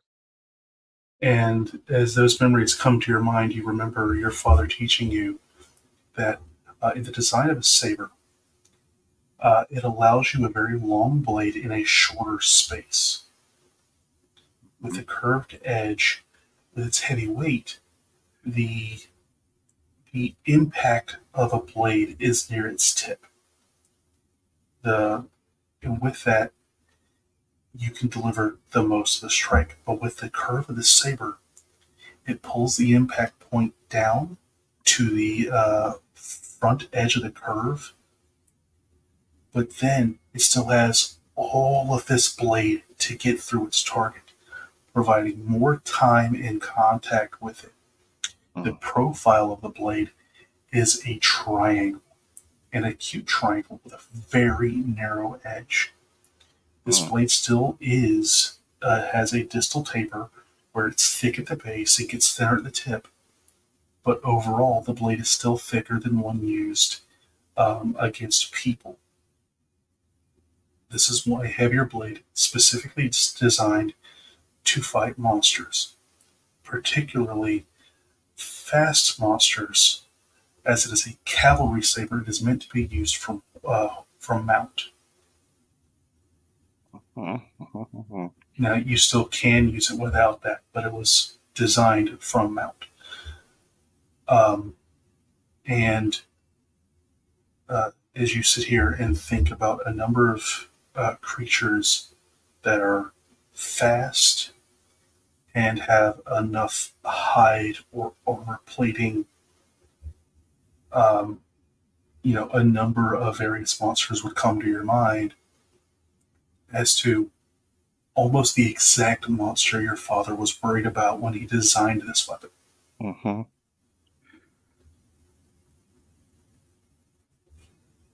So, I will take the sword to the shopkeep. Do you happen to know where you got this weapon?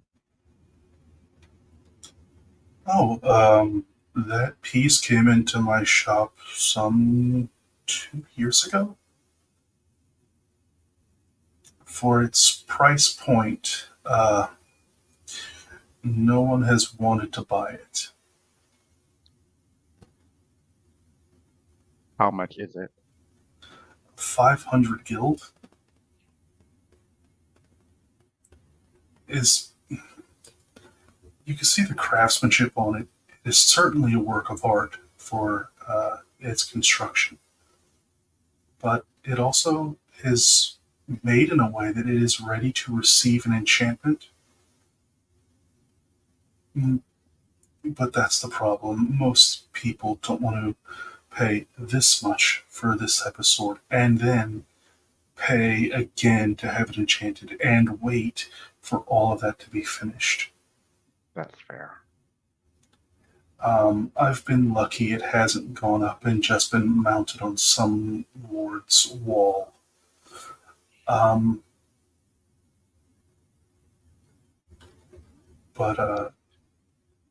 yeah, this particular mark here, that crafter lived in Clement.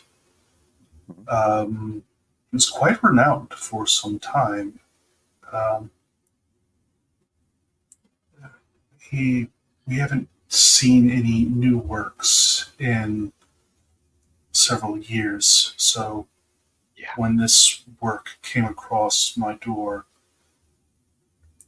I made sure that they could at least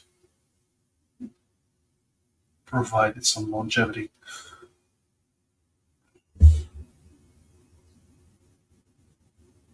Devin pauses. Um, and goes, "That's right. I knew the crafter of this blade. Um, It's a rare honor. yeah. And I know I've noticed a lack of work from him in a while. I actually had to work alongside him for many years.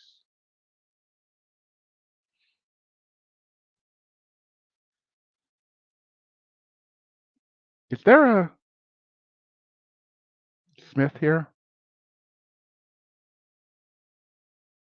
Uh, our forge is elsewhere, but we do have one if you need to speak to someone for particular design notes and things. I'm more on the historical side, and obviously I keep books and run the store, but we do have our own private forge. Hmm.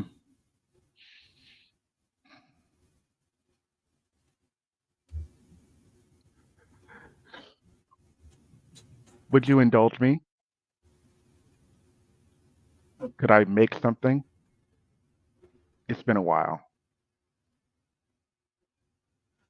Well, um, the forge isn't here in this location. I understand.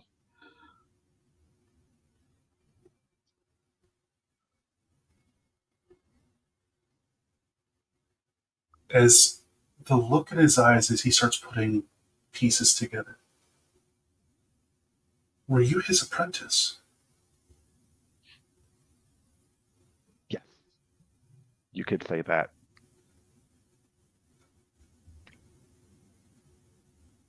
It is certainly out of the norm, but if we could preserve these techniques,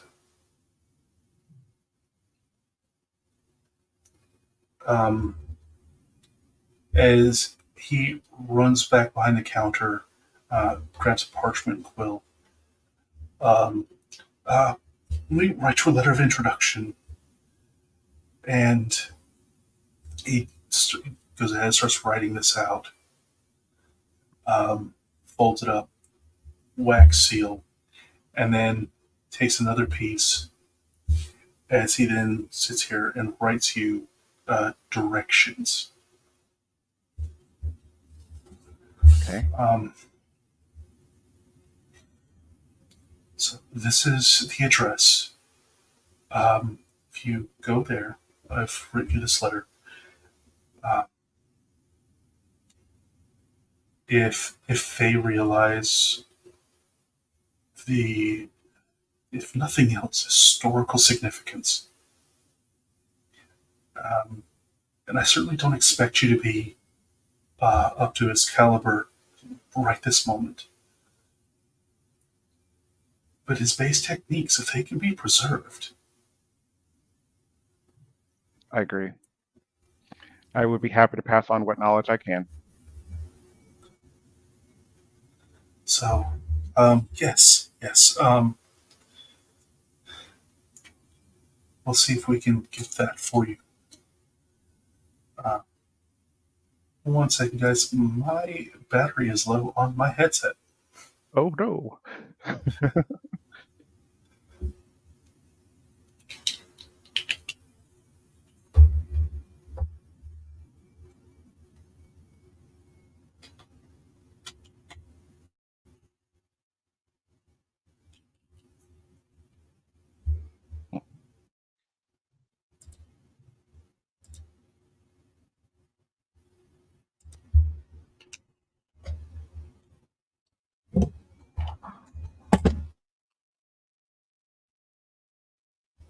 So how's everybody's Monday going? Great. Wow. I forgot it was only Monday. Well, That's fair. It's a Monday after having a week off, so Mm, Oh, Even that's better. And worse. having your family visit too. and having my family visit. That's yeah. so much. Uh-huh. I am ready for another vacation, legit Little vacation time. now. Yeah. Yeah. But at least school is out, right? Right? It is, but I do student orientation, Oh, which Riku. means I'm in busy season right now. Oh no, Mm. Riku. I'm so sorry. Yeah. I'm so sorry. It happens. It is what it is. It'll get easier eventually at some point. Yeah. It will eventually In the future. At some in point. the future. I mean, I'm still here after 6 years at the university. I'm doing pretty well, I'd say. Yeah. You've passed your tenure. You're good. I'm vested, so I'm happy. I got my You're benefit. far. You Very can do nice. whatever you want now.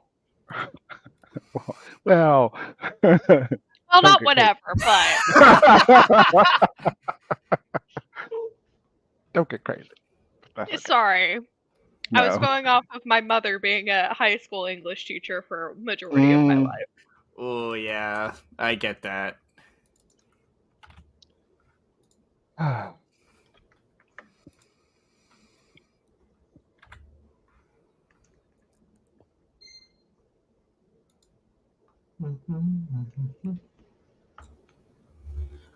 Okay, am I still using this mic? Is it still my sound Yeah. so good? We can hear Yes. you. Okay. Outstanding. So, Devin, that would take you farther away from the group. You do still have 6 days in town. I will thank the shopkeep. And I'll have to talk with my friends, but I may make a trip before too long. Thank you so much. And thank you for preserving the legacy.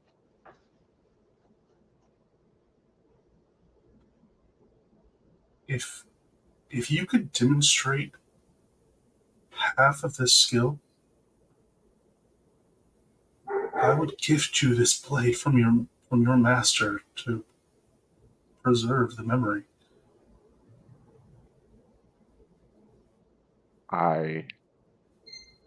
Yes, I can do that. Yeah, I will do that.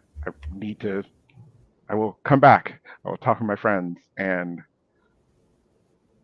maybe make my way out of town for a little bit, or away for a little bit. Side quest. So that weapon is a 1d8 one-handed weapon. Hmm. So it is a long sword, but it cannot be used two hands. Got it.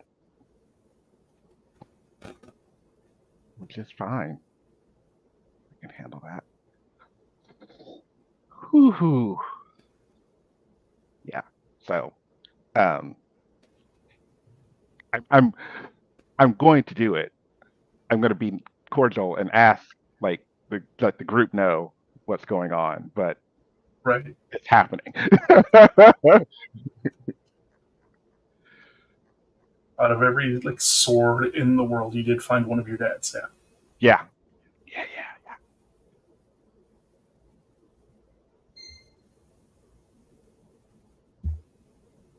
Yeah, absolutely.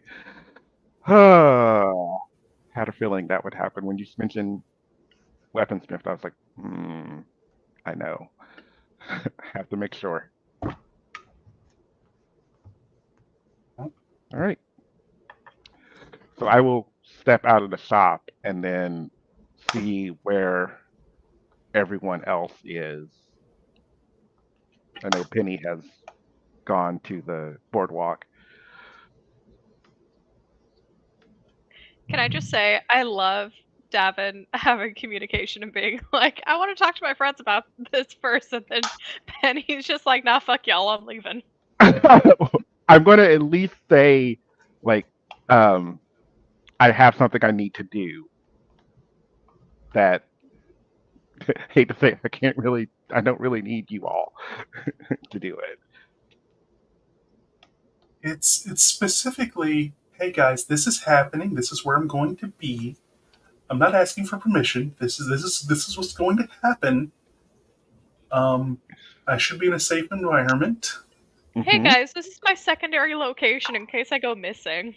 I'll drop a pen. I'll share my parked on location level- with you all. I'm parked on level 2. Yeah. Here's a photo of my outfit for tonight, just in case. Exactly. Oh gosh, but And yeah. So yes, my blood type is B negative. Here are all of my tattoos and where they're located on my body.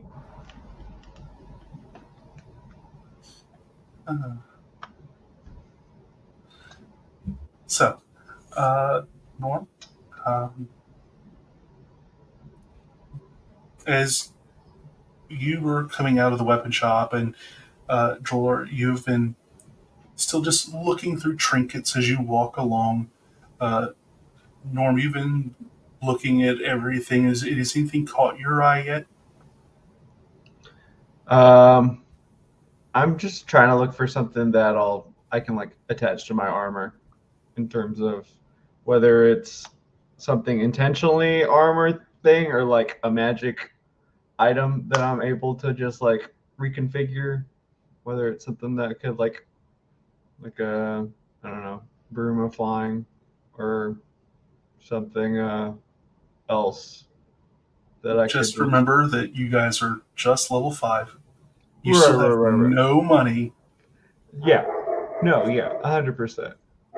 I'm just looking for something like something a little bit magical. Even like a Do not simply, expect like, rare sorcery. magic items till at least level 9. Well, those are uncommon. Oh, is a broom of flying only uncommon? Yeah, it's Okay. uncommon. I wouldn't mention something rare. No.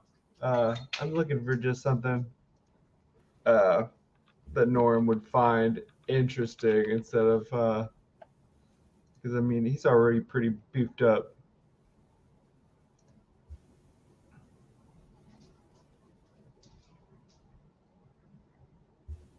Um,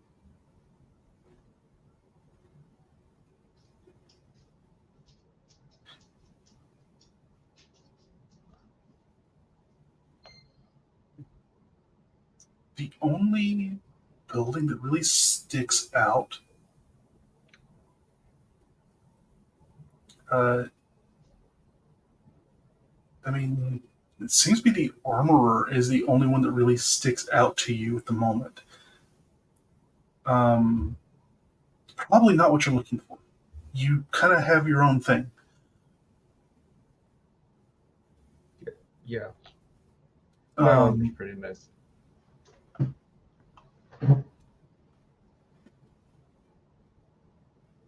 As I'm like, man, buildings got smaller. How does Driller okay. do this all the time? Very carefully.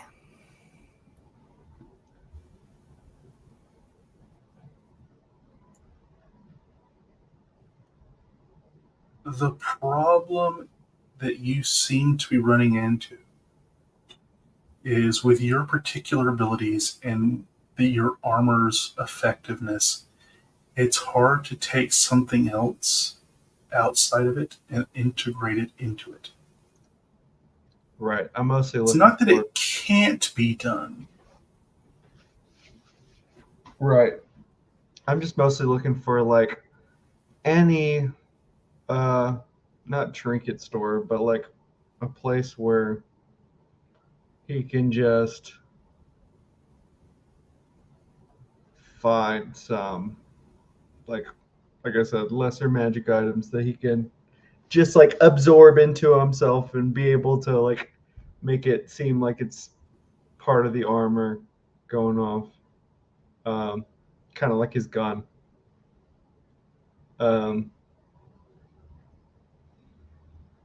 Well, I think Norm would just be trying to find like a not a just like a I guess a magic shop or something similar to that. I know it's a fishing town, but maybe like just a trinket shop that maybe somebody's like, oh, I grabbed a bunch of this stuff off the ocean floor, and it turns out to be kind of like how I got Cypress that thing. It's just one of those things that it just happenstance. Oh, okay.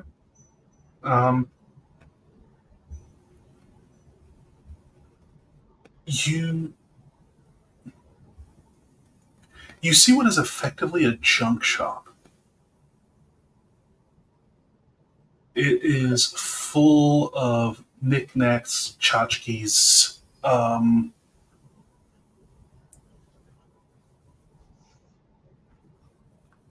There's a bicycle tire rim with no tire. There's a tricycle like hanging up on display. There is an assortment. There's like a big pirate chest, and it's got all sorts of junk in it. There is like half-used bags of glass beads, half lost thing of caltrops, ball bearings. It looks like every bit of adventurer gear that has been already used at least once and been lost is now here. Like, here's a 40-foot rope and a 10-foot rope right next to it. okay.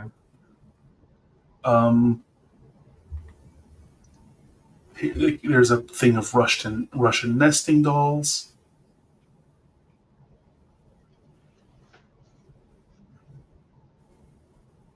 He studies the nesting dolls. So the first one is about the size of an ostrich egg, Okay. and it gets smaller and smaller. At the end, it's about the size of a bean.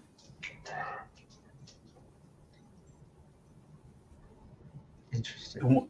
Once you pull that last one up, it grows into full size of another ostrich egg, and all the pieces that you just like pulled off dissolve into sand.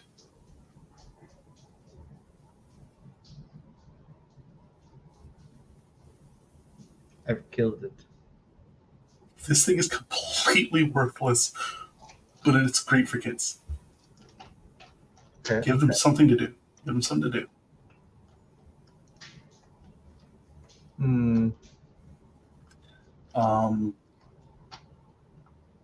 There is a quiver in it with one arrow. Here you find what is a box for crossbow bolts, but it's empty. Right. And I do need you to make a dex check as you walk through here. This place is crowded and stuffed full of crap.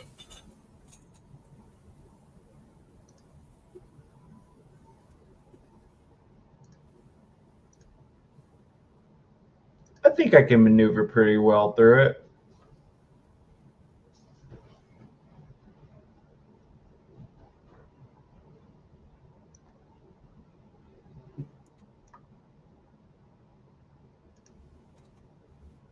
Waiting on the result to come up. I just gonna post my trait? Oh, that, yes. I don't care who's looking at me in the shop. I'm just interested in finding something interesting. So I'm just like very much squeezing through some. So with unnatural dexterity, you manage to maneuver through this place. Nobody's. I mean, I'm sure like the shopkeeper's in here somewhere, but I'm like, I don't care what anybody sees in here.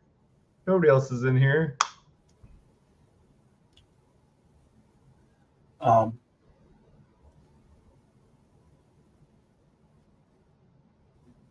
you see several items in here that do have some minor magical words.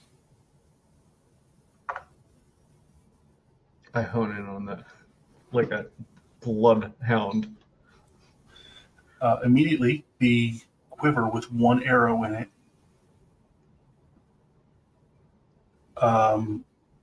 and the empty crossbow bolt box. Hmm. The Russian nesting doll, the infinite Russian nesting doll, was also Right. one. Um, I already make my own gun. I'm sure that quiver, you pull the arrow and that same arrow is gonna stay in there. You keep on just shooting it. But I've got a gun. I like these party trick things though. I'm gonna look. Is there like by chance, like at an antique shop, just a whole shit ton of just rings, like in just a platter that like somebody's food platter that they brought from home, and just like a bunch of rings dumped out, maybe from adventurers or just bad old rings. like there's an assortment of random non-magical jewelry. Wait. Can Dan find? I will pay you actual money for this if Dan finds this. One of those like fucking vases that just has all of the costume jewelry in it, and it's like saran wrapped closed, and it's like $40. I keep seeing it on TikTok. What?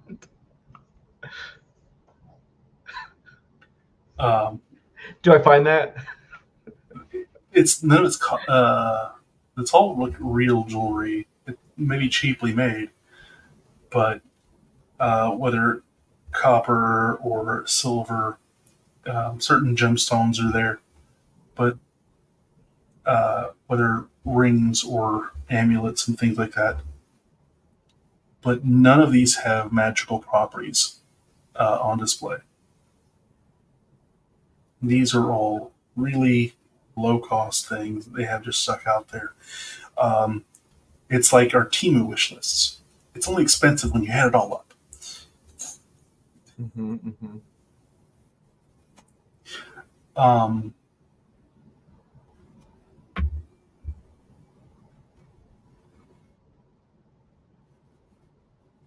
One of the items that you see is a top hat. Hmm. It has a magical aura in it. Okay. I'm gonna investigate this top hat. Wait a minute. I think I know what this top hat might be. Can I pick it up and put it on? Yeah, absolutely.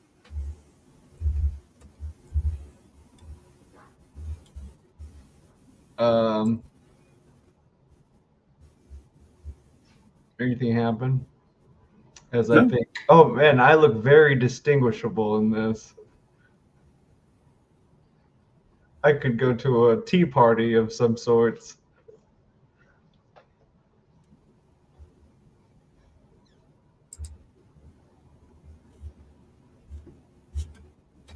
Yeah, it's a very fancy hat.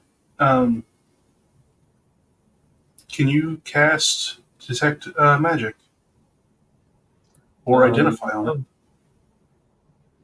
I mean, you sense that there is a magical presence in there, but without detect magic, you won't be able to determine the school or even try to really guess any of its properties.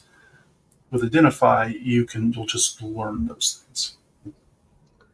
Yeah, I won't be able to cast that until I don't have those on my thing. I could cast them tomorrow. If you could come find me, I have identify. Okay. You know what? I'm gonna buy the hat anyway. Okay. Where's the shopkeeper in here?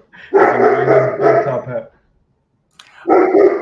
I also just for my components, I just bought a roll so I can use identify.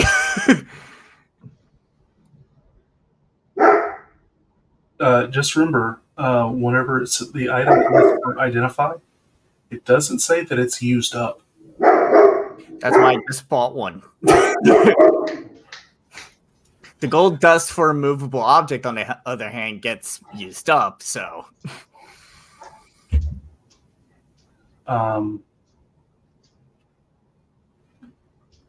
So how many charges did you get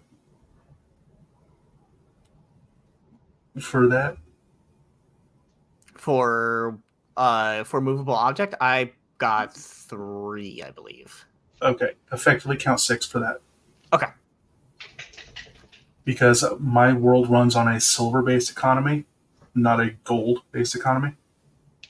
So you're going to get more value in the long run. Fantastic. Good to know. Thank you. Say, shopkeeper, I would like to buy this hat. Oh, yes. Oh, it's a lovely hat, isn't it?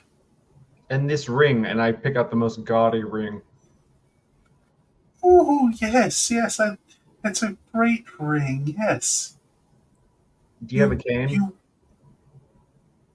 Well, yes, I do, but and she's like walking with her cane. Can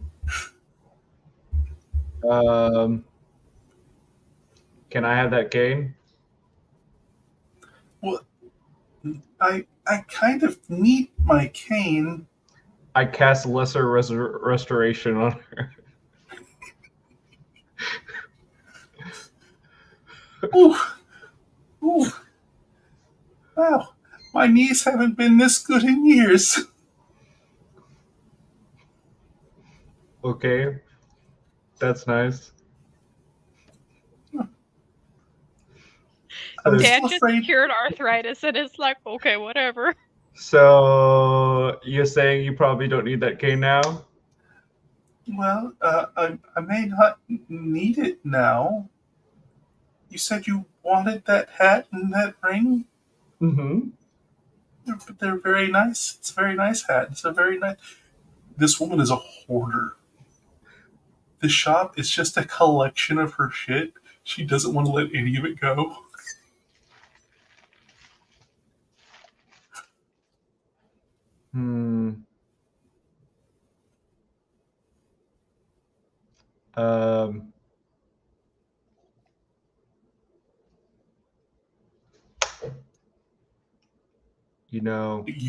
Half of the shit's probably her grandkids.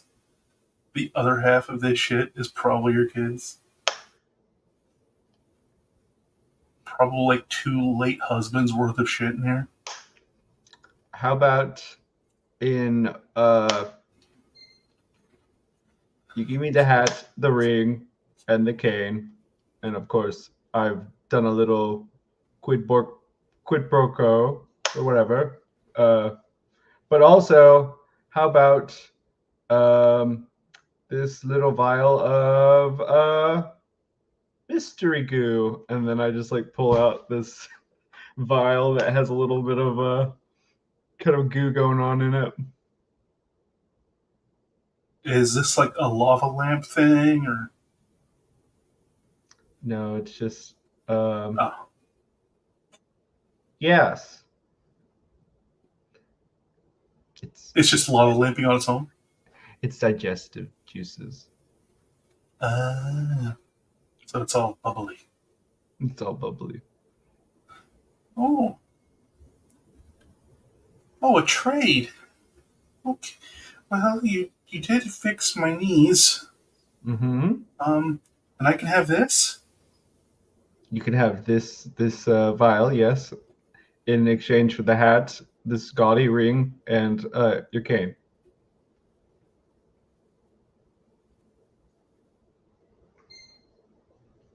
Deal. I was gonna say, I can give you arthritis back, lady.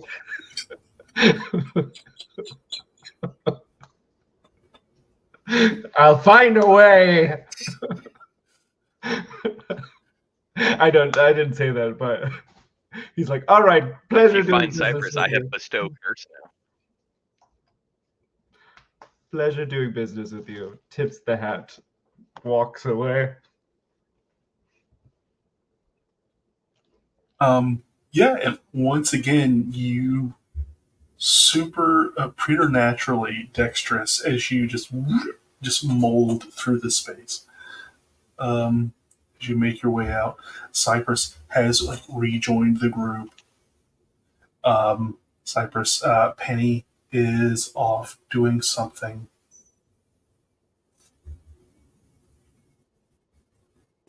But you are all together. Drolor, can you identify this hat? Sure, my man. Hand it over. And I pull out of like the little satchel that I just bought some stuff. I pull out the pearl, and I'm gonna ritually cast Identify on the hat. Also, not a man. I'm a gentleman.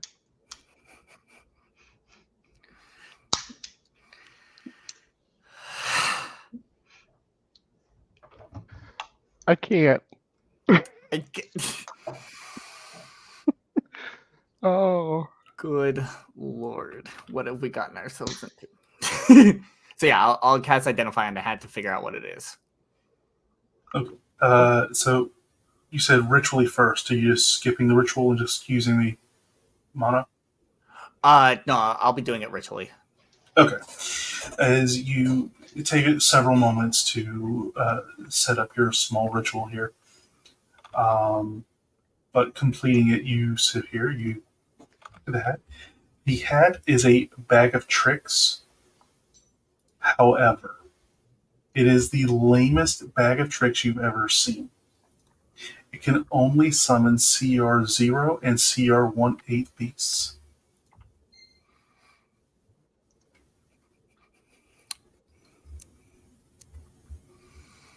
Now, do I want to fuck with Norm?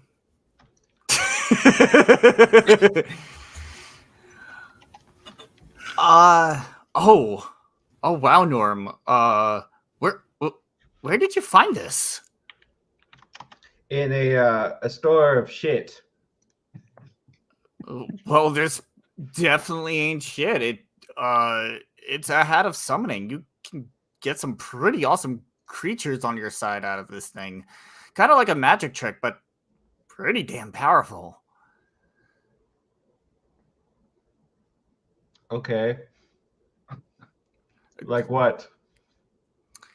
Like, as I run to D&D Beyond to look up creatures. Mostly beasts you can pull out of it.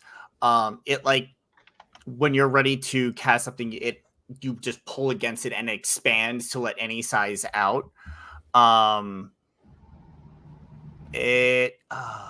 Let's see. Like it could summon wolves, it could summon bears, it like all bunch of large woodland creatures. So when you say summon, you mean do these things have a soul? Not quite. I believe they are fey in nature. and they just if they end up dying in battle or something, they just go poof, and they're gone. Great for upcoming battles, probably. I mean, that's fine. I guess. So- Yeah. All right, yeah. Well, good find, man, buddy. Whatever. I pull an owl out.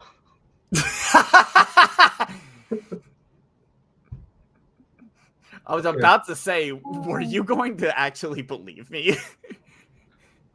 I had a feeling this was either going to be good or shit, but it's fine. I've got an owl now. Yes, you do. Here you go. Enjoy. And I'm gonna hand it back to him.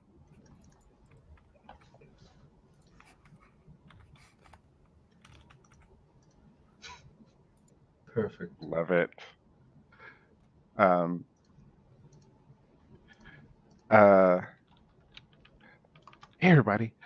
So I have something I need to do. But it's going to take me away from you probably for a day or so, if not longer.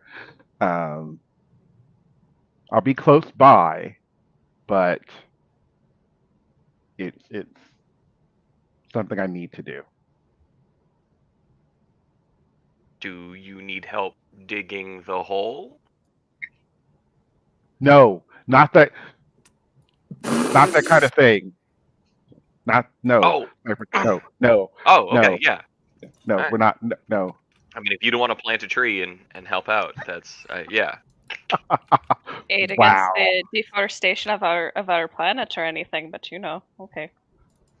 That's kind of Wow. fucked up. Wow. I was like, right, that is a little fucked up of you, Devin. Yeah. That's me. Don't give a fuck about the world.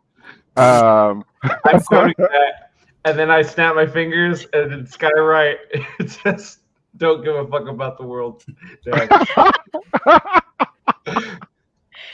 Oh no. No. Is everything okay? That's thing Yes. for the whole day. I was in the weapon shop and I found one of my dad's swords. So Oh damn.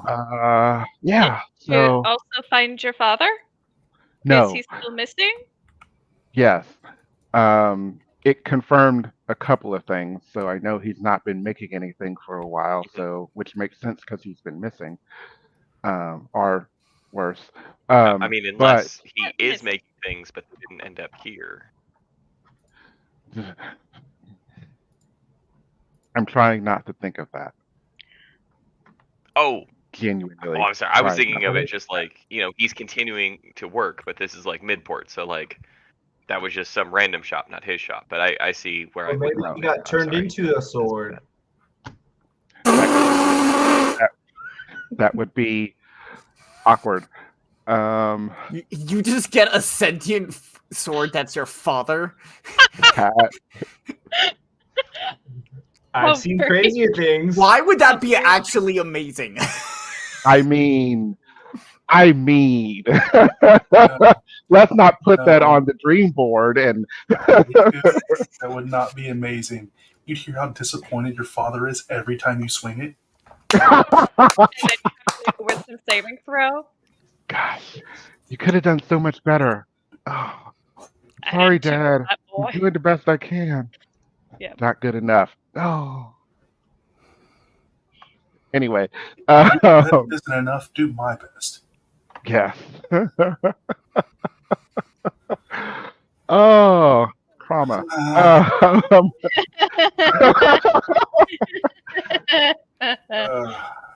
but no.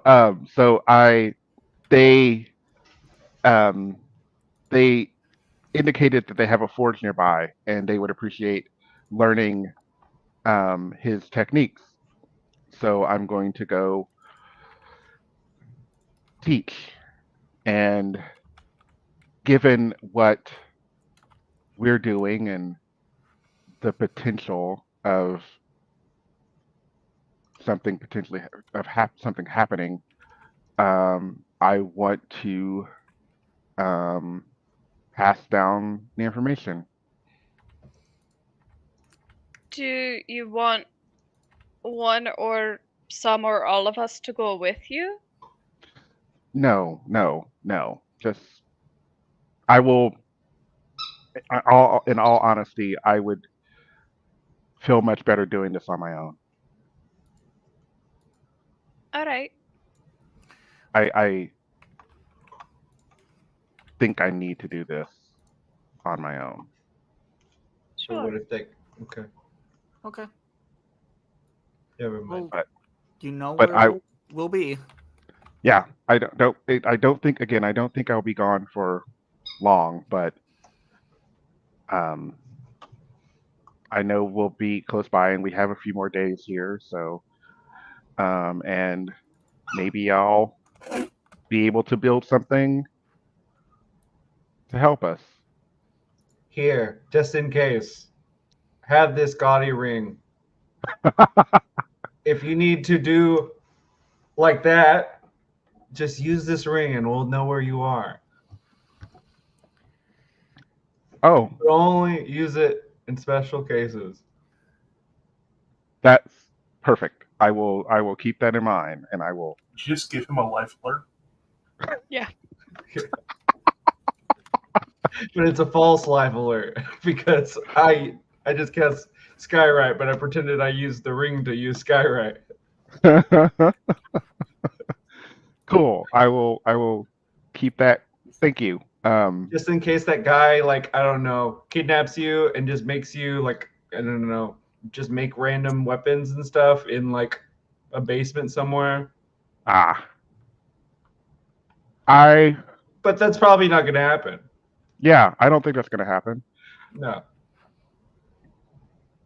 Like turn around and go, I don't think I didn't think about that. I don't know this guy at all. We're going to be gone for days. this is so I will let you know, like I will show you. He wrote the directions, so this is where I will be. So if anyone wants to copy this down, I sure So, will. I mean, I are will you copy it going down. there off of these directions, or is he going with you? I'm going there off of these directions. Oh, okay. Yeah. So this is where I will be for the next day or so, and if you need me, you know where I will be. I 1-to-1 copy the. It's like sketching. As you sit here, you kind of go through the address. As you've been in town now for several weeks, you know that this particular address is right on the border between the Garrison district and the guild halls.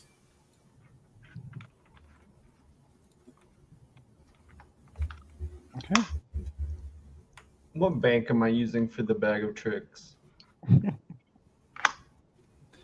You can pick 8 animals that are 0 or 3 of 1/8? which can be CR 1/8. The others have to be CR 0. Okay, perfect. All the other normal rules apply. And if you need This a is- list, I got it. okay. I got the list. This was literally one made for kids or for some guy who said he was a wizard and was not. Ah. It Cat. is stage magic. Yeah, like pulling a bunny out of a hat. Yeah. Doves flying out of your hat. It's Neat. All right. So I will and I will I don't think I don't I'm sure I might come back if it's close. I will probably come back for like in the evenings perhaps. So depending on how long I need to be there. We'll see. When are you leaving? Now. Oh, okay. in that Unless there's case, something else we want to do. If there's something we want to do tonight, I'm fine with that. I could go tomorrow. I I met an artist down on the boardwalk, and he kind of like we kind of like made kind of like a family dinner plan Ah, between like us and like him and his Oh. wife, but don't feel like no, it's you it's have fine. to. I can head out in the morning. We can spend the night. Okay, I was kind of comfortable with just ghosting him, because his wife's father does like run Midport, Oh, so and he was like, oh, maybe we should, do like church language and be all showered and clean and stuff, and What I the didn't fuck really is think that supposed to mean? I didn't really think that that was our flavor, so I was just gonna ghost him. hmm. That's I mean, uh, okay. Might be good for allies, but also I don't want to accidentally offend her family name and then get all of us killed or worse. Hmm, Hmm. that's fair.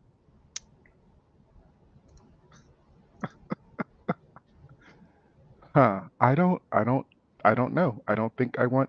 I, I'm Yeah, I'm no, like I'm on the fence. I'm on the fence. no, Like, please, so, please go and teach your no. class to live on your father's name. Here's some good berries. I'm proud of you. Go have fun. Make friends. Did you just mom me? Make good choices. Probably. I didn't think it would come. I didn't think it would come to this, but I guess so. Uh, Thanks.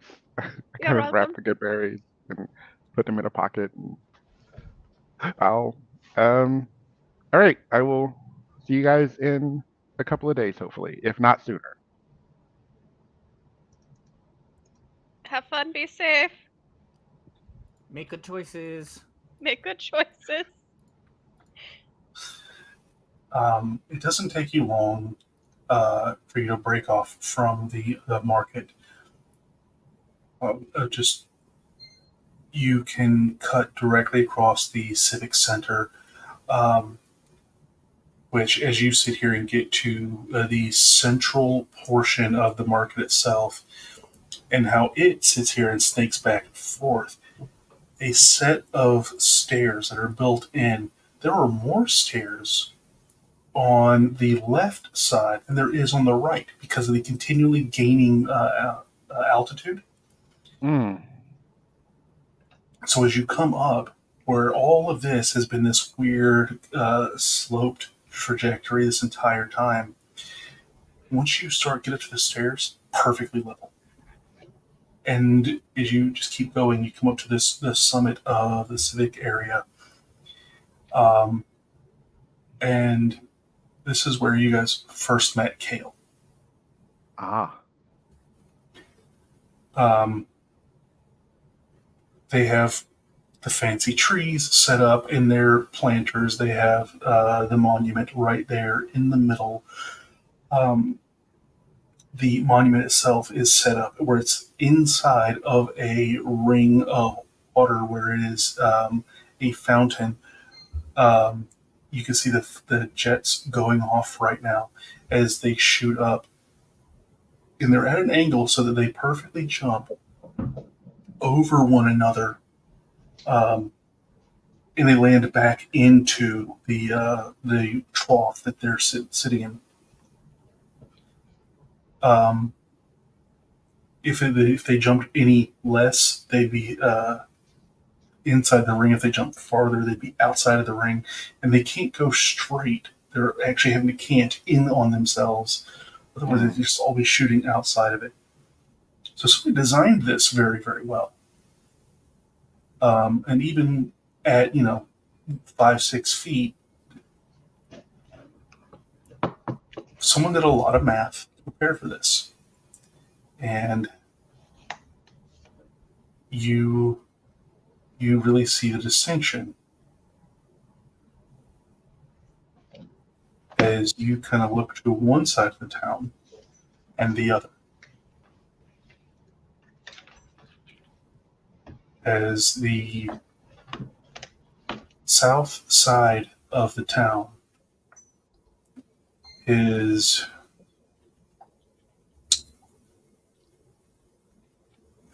slums at best. I mean, slums, warehouses, tenement apartments.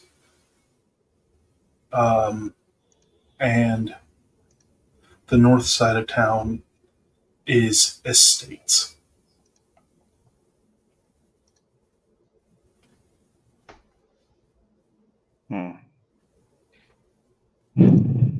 I'll think on that. Yeah. But as you sit here, you can cross the civic district. Directly behind the civic district is the garrison district, and just to the right, I mean, it's literally a small, clockwise turn once you cross through here, and you are going to find yourself at the address. And the address itself is actually backed up into the guild hall for the smiths. Okay. I'll walk in or walk towards it, and is there a door or? So yes, the forge is not just publicly accessible. Right. So I'll find who I need to speak with. So I'll walk over and come in and. Yeah, it's a drab office reception. Sit down. We'll call you when you're ready. Lovely. Administrative offices. No fun. I'm familiar with those. The one thing that really strikes you about it, though, is that the walls are made of clay.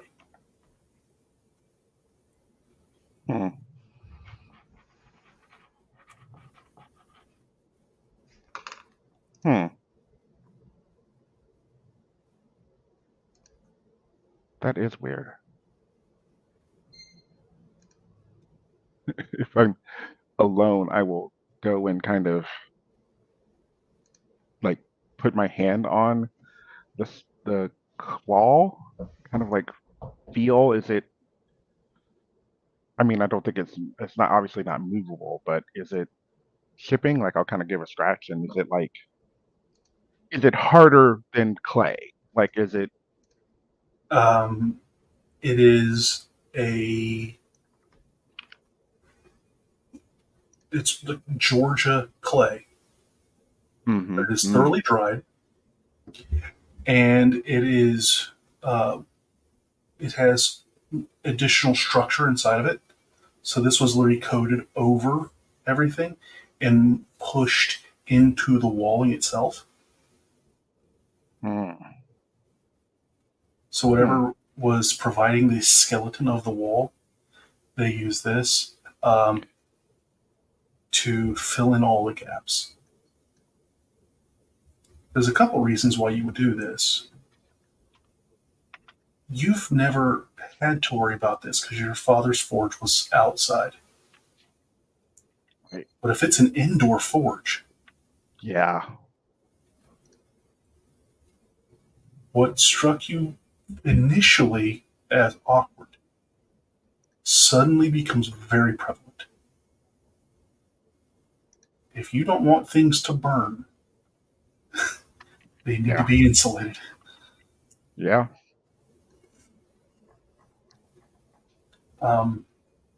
As you're sitting here kind of finishing your analysis on the wall itself, somebody comes out. You're Devin.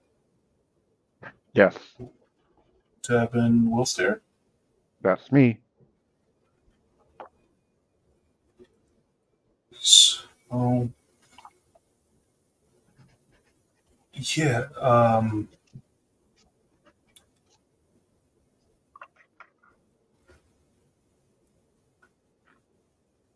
Long, awkward conversation.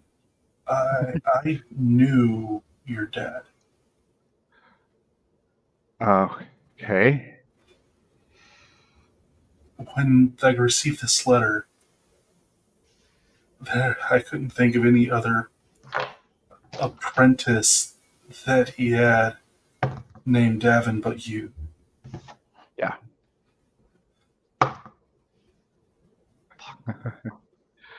I'm well, no, there was a couple of others, but they were But just not the named Davin. but not named Avon. No, no, no. But I'm here, Okay. and Long, awkward conversations. yes, Yeah. Um, come on back. Can I get you a beer? absolutely. So as he kind of leads you back through the administration portion of the office, takes you into what is a small bar, um, like the galley car on train. Mm-hmm. Mm-hmm. Um, though it is not designed to be an opulent one, it's designed to be very, very functional. As he reaches over, uh, grabs two mugs, pours them from the taps, just reaching over the bar itself, not even walking behind the counter. Um, so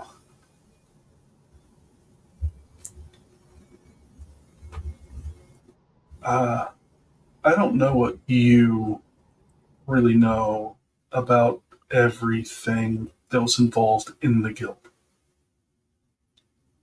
Your dad was a member. All of his dues were paid up until the day. Right. Um, technically, they were paid through the end of the month.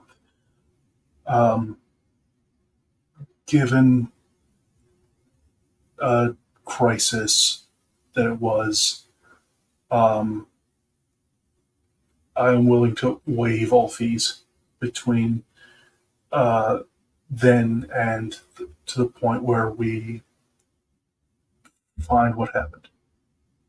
Right. Um,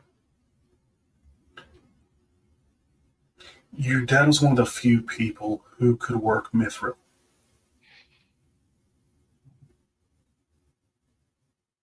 Mm-hmm.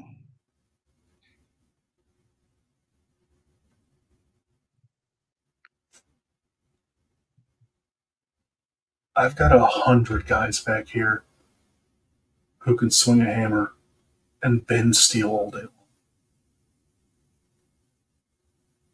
I need to know how to work mithril.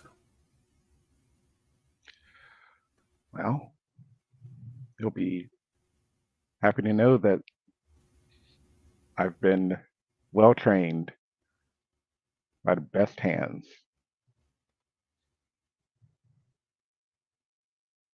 and I'm happy to pass it along. Um, are you joining the guild, or is this a one-off?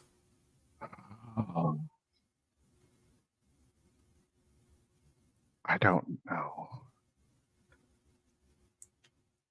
This might be a one-off, a training, but Okay, okay, you, that's fine. We'll work up a contract for this job, and then if you, once we get one significant ingot produced, as long as we can replicate it, that'll count as the completion of your apprenticeship. And then, of course, you can apply as a journeyman, no questions asked. He goes ahead and starts writing out a contract. nice.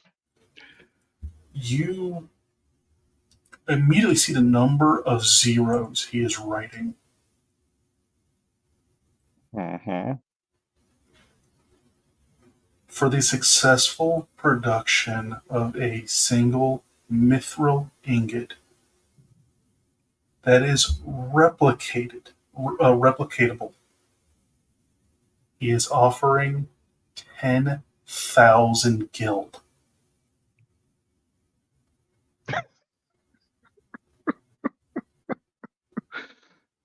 Uh-huh.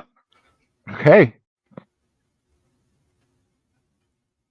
Okay.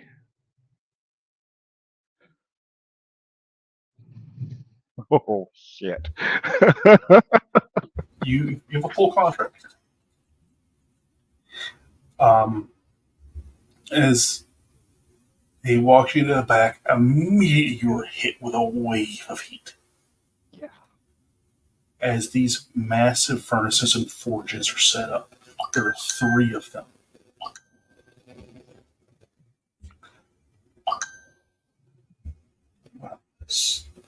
Okay.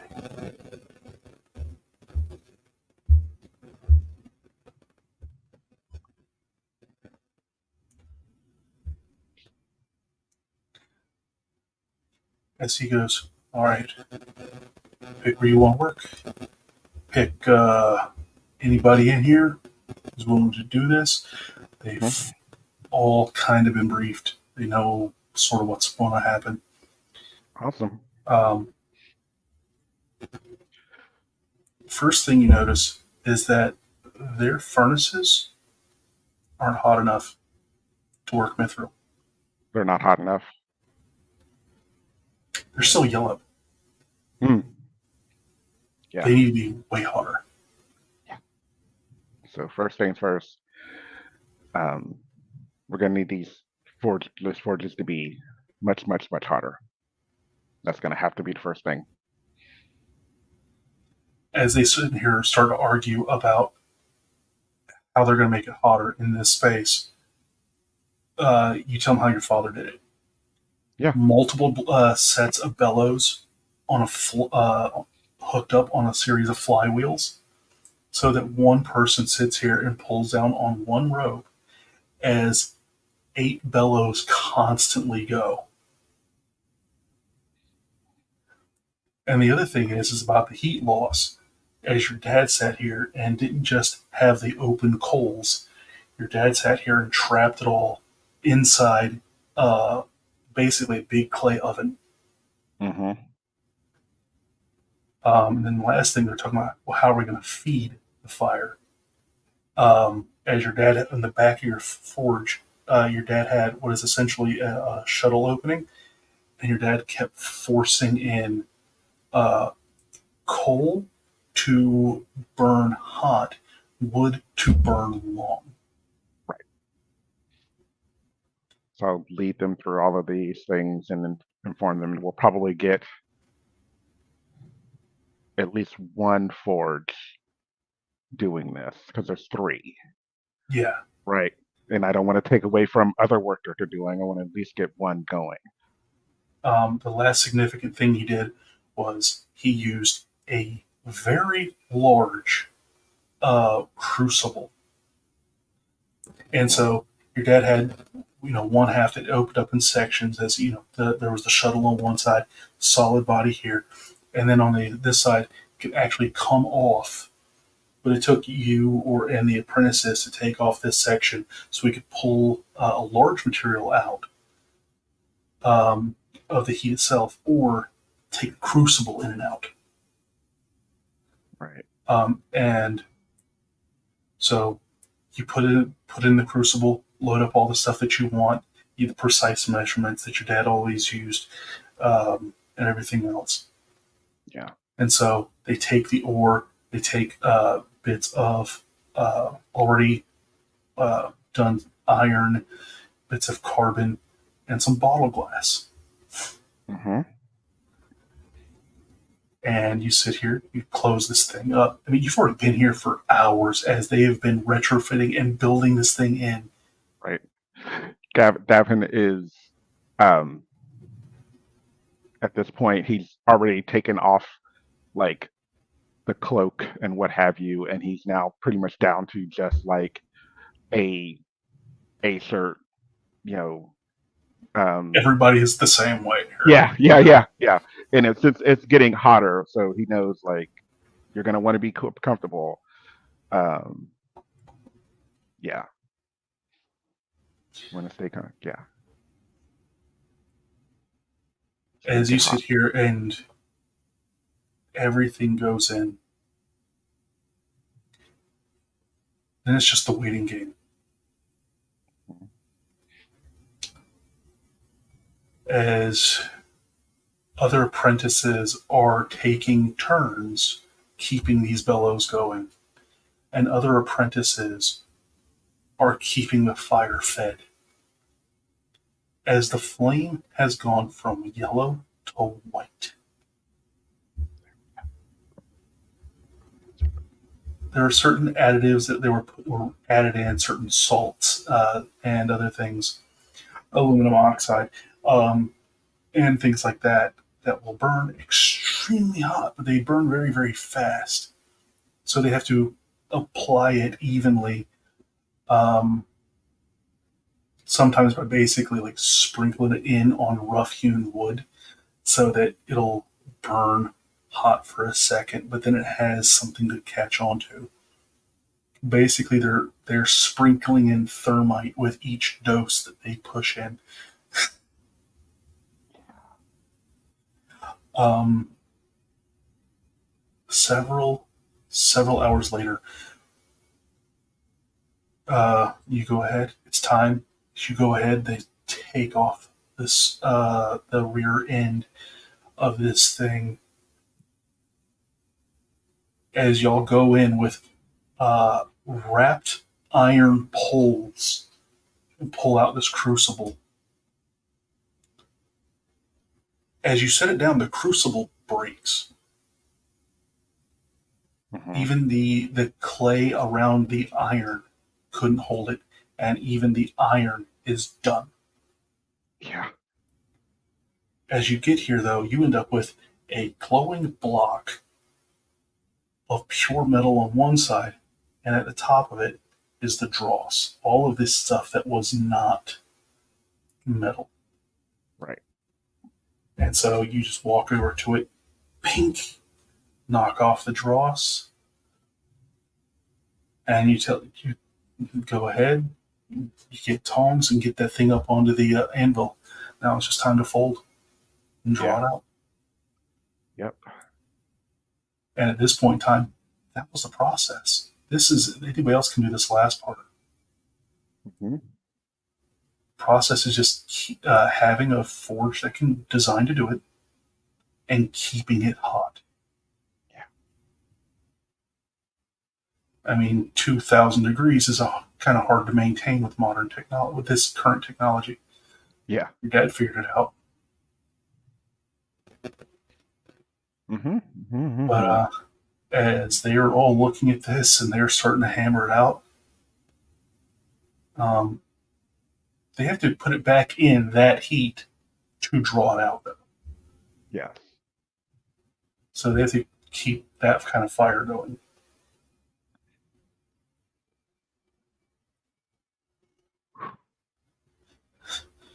Hey, Devin, this is. Man, you earned every penny. This is fantastic. As he hands you the chest, 10,000, man, as agreed. Thank you. If nothing else, I don't know when I will get an opportunity. Like you will, like throughout the time, Davin has been almost emulating his father, like giving directions, calling out things, making things happen. Um, Sometimes yelling, you know, just the way sort of, and realizing over time, like, oh yeah, I'm becoming my father. That's great. Um, and The good ways. but The good he, ways. yeah, in the good ways. But he's doing it, and he's noticing it, and he's getting a smile. And this has been for the first time in 3 years. Um, he's genuinely happy. Genuinely, this was what he was doing. This is what, his roots.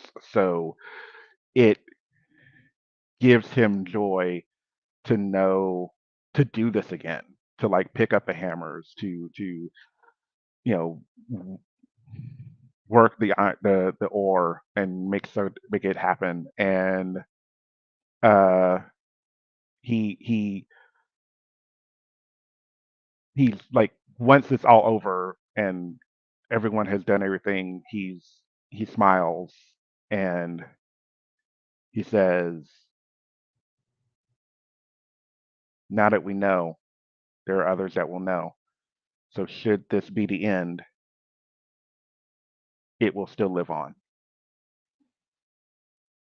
The end. This is just the beginning. Right? We finally fulfill our imperial quotas now.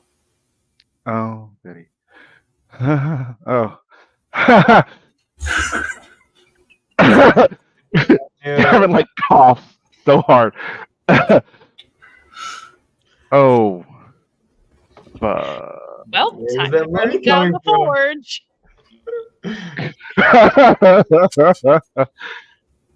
Fuck. Right. Thank you. That's great. It's late. Gosh, wow. Uh, uh, I do have this as he pulls up a contract so you can work as a journeyman. And it's all specified there as free travel, get your own shop wherever you want. Um, like you pick a town, any town you want to be in. You just write the guild a letter, and they will send you everything to build a shop and set up. You are fully recognized by the guild. Do what the fuck you want. We're gonna set you up. I mean, they expect you. They put it very loosely in the language, but they expect you to keep working mithril. mm. Right. Maybe somewhere down the line. I've got a letter out of work to do. Oh yeah, man. Of Yeah. course. Of course. Yeah. But this is gonna be on file anytime. Thank you. Obviously, this is going to go, a copy of this will go to every guild hall in every city. So anytime that you want to get one, you just stop in and they'll have a copy. And of course, we'll be sent a copy of that one once you sign, whenever you're ready. Thank you. I appreciate that very much. Ooh.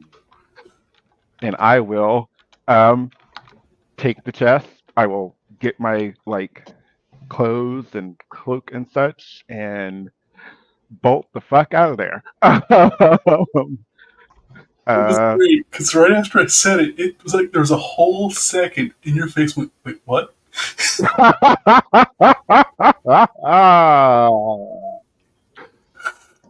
Fuck.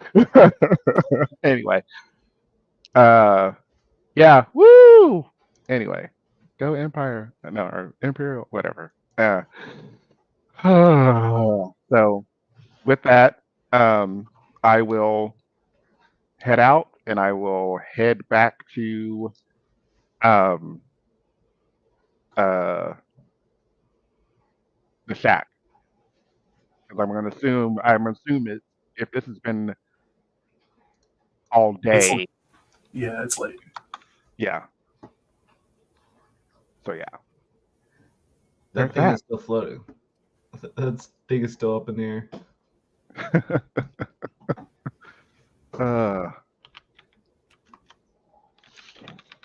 Penny, did you go back to the boardwalk?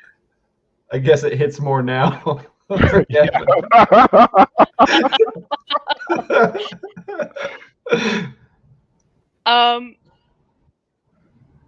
I Kenny would genuinely just turn to the others for advice and be like, so are we ghosting him or are we going?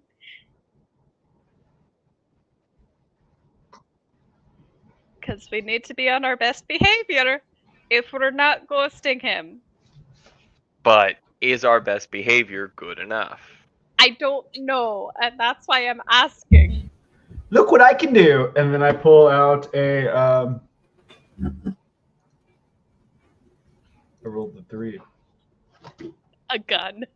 A flying snake. A human gun. A flying snake out of my hat. Now, when you say a flying snake. It's a snake with wings. Okay. I call him Frederick. Frederick, be free! And then just the snake just. You hear people screaming in the street. He'll come back. Norm, as much as I love that, I feel we have to ghost Gavin and his wife. We're gonna ghost them? We're gonna ghost them.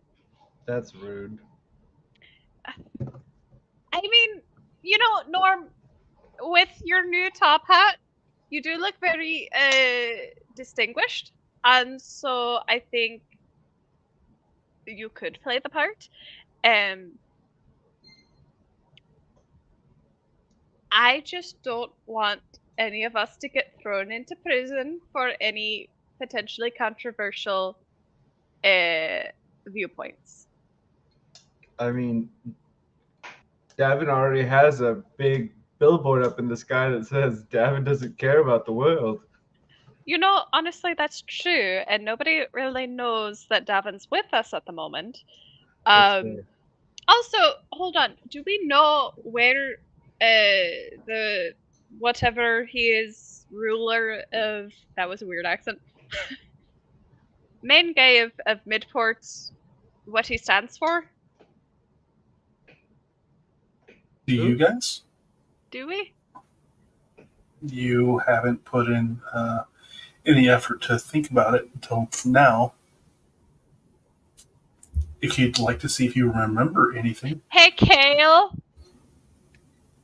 Snake! Kale. My best friend, who's definitely in his little shack. What's up with the? Remember? No. He took. Kale's gone. No, he's definitely back by now. No, he isn't. 100%. Nope. But if I'm confident enough about it. The snake came back. The snake came back. The snake's name is, his middle name is Kale. I did name it Kale. And I named this one. I named this one Bale. This is the owl. I have a snake and an owl on each shoulder. And Smallman's just trying to figure out a way to stay on top of the owl.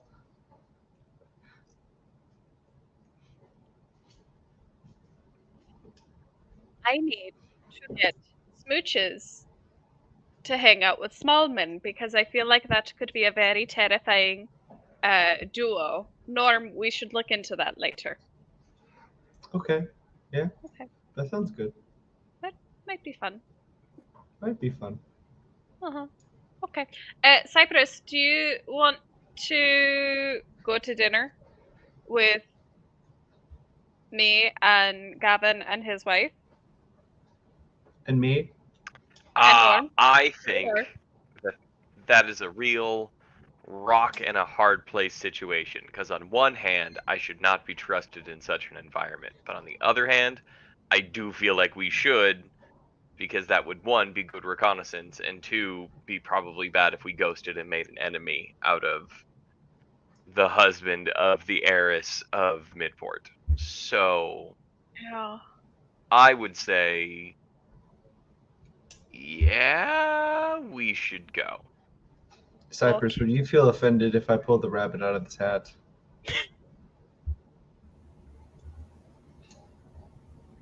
Yes. Okay, should we go to dinner?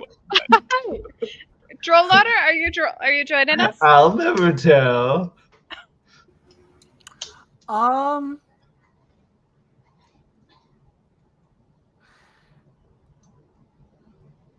You're allowed to say Yeah. no, but I would very much appreciate you saying yes.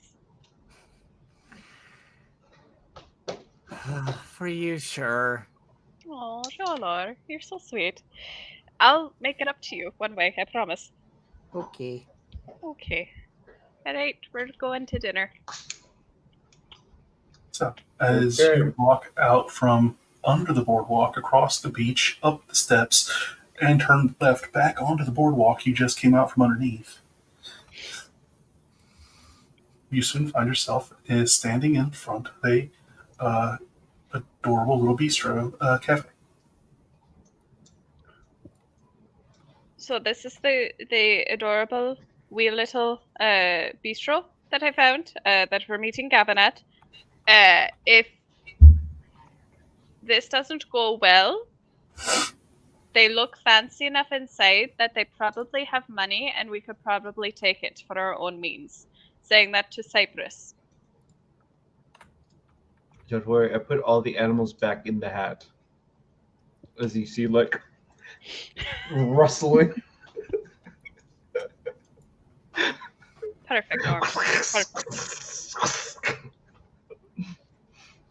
This is great. This is wonderful. I'm waiting for Alright. Norm to eat the hat so we can just learn compound summoning techniques. Oh god. We haven't slept yet. I'm gonna pull them out of my sleeve. I'm gonna shoot them out like little A Pokeballs. new bear cannon! Gonna have flying It snake shoots gun. bears at people! It shoots bears. I was almost gonna ask, can I put any 0 CR? Can I put a human in my? That's a beast. I know it's beast, but I was looking through and I was like, huh, commoners are 0. Just shoot, just pull out a guy. He's like, what's going on? Where am I? Fight. As some spouse is sitting here, like, shouting for her husband to come back. Like, what happened?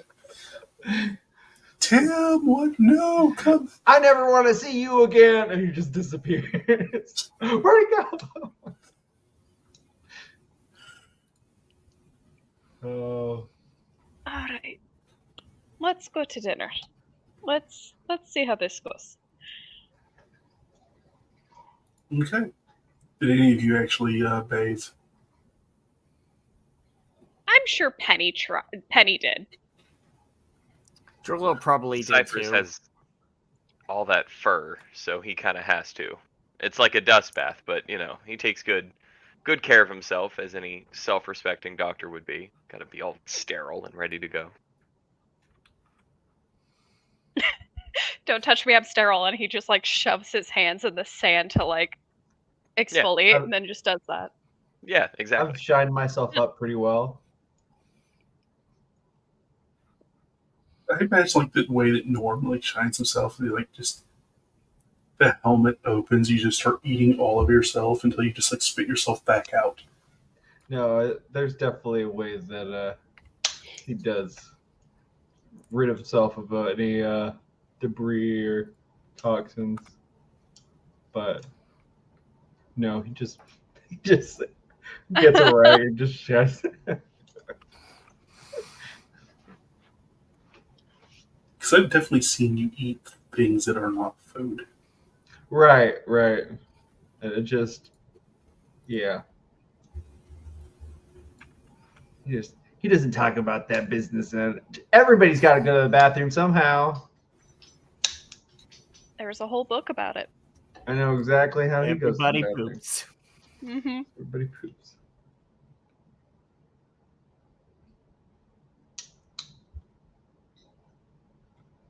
All right, let's crash this dinner party. As you are walking up, you see Gavin sitting there. They're inside for the evening, sitting there next to She's not the prettiest one. Um, on average, she seems just above. But she carries herself. She is very composed. Her outfit is very well done. And she seems almost menacing. She's carrying like bad bitch CEO vibes.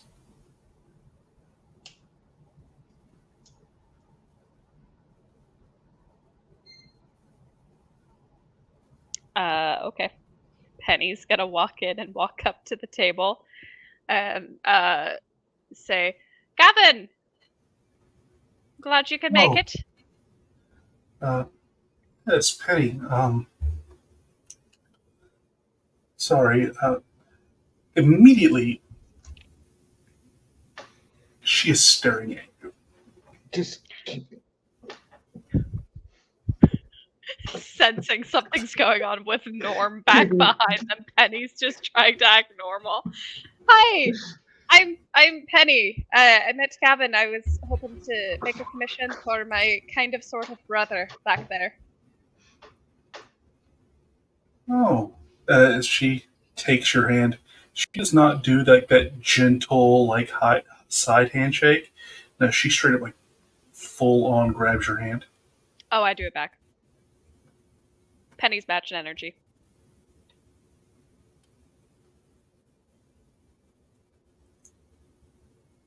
I have all these notes. Where is that note? Oh no.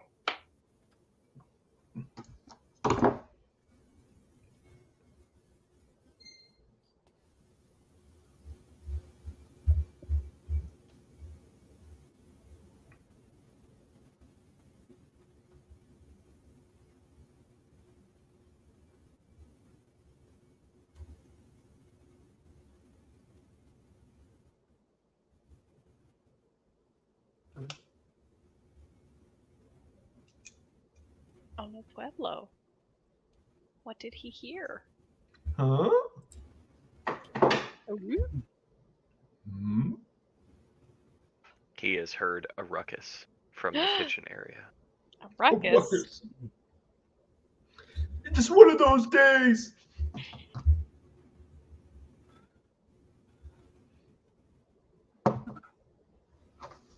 Hello, Penny. I'm Cynthia. Cynthia, lovely to meet you. These are my friends and my kind of sort of brother. Cypress is my kind of sort of brother. This is Jolor and Norm.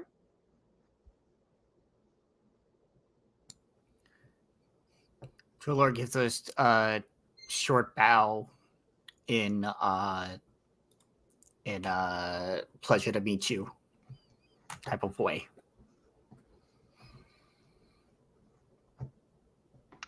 Cypress He was nods distracted to looking Norm. at the silverware on the table, and then It's real silver.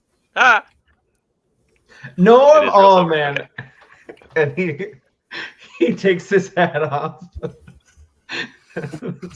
Snake. Flying snake, owl going off. Wait! Go get back in the hat! Get back in the hat! Get back in the hat! Get back in the hat! Get back in the hat! Get back in. Puts it back on his head. In Penny's mind, the little sound clip of "I beg you, don't embarrass me, motherfucker" is playing. Sorry, it's a new hat.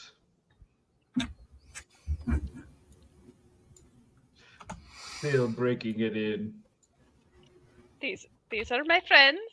We're adventurers, as I told Gavin earlier. Oh, okay. So you're not permanent residents then? Okay. Well, we do find your city quite charming, so I wouldn't say don't say never type situation. In like small Never doses. say never. Aye. Never said yet. You're not currently citizens. no. But we, as I said, we do quite enjoy what we've seen so far of the city. I mean, it's no Adelaide. We are quite a tourist destination.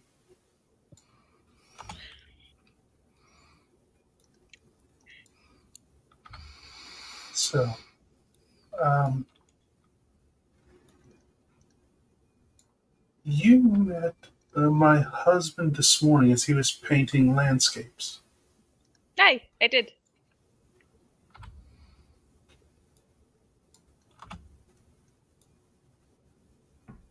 My husband, whose artwork is currently showcased in the gallery down the street. Mm. And you want him to draw caricatures of your brother. Oh, not necessarily a caricature, just more of a portrait. But I did show a caricature that Cypress and I had done a few years back as kind of an example of what Cypress looked like. I didn't think that I would get the chance to introduce your husband to my brother. And so I was trying to make do type situation.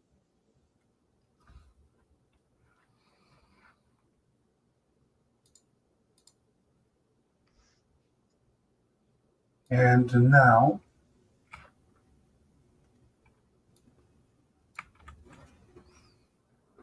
she's like looking between you, your brother, and Gavin.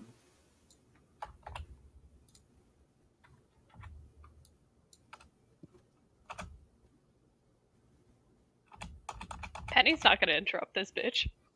Penny knows better.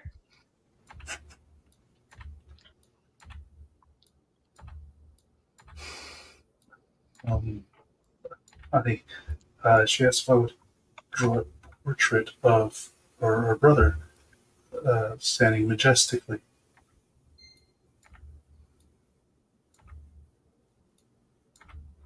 And are you majestic? Usually no, but this was a bit of a rare example. So we figured, well, I guess my sibling figured to immortalize it would be fitting, which I am eternally grateful. Cypress is like vibrating with enthusiasm. Like this is just like, yeah, absolutely.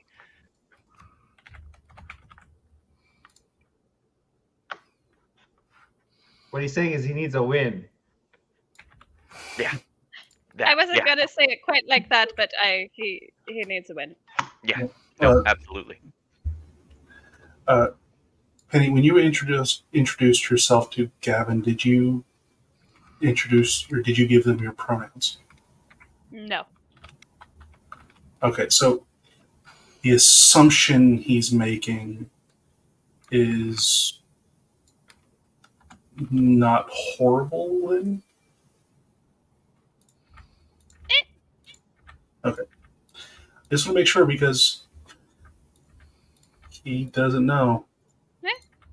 Okay. Penny, for all intents and purposes, is a femme-presenting individual, and Okay. just like Finn is not going to correct somebody's misgendering until it is offensive. Okay. All right.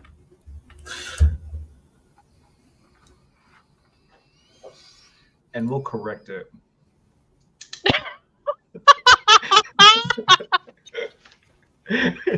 Texas style. God damn it, Dad.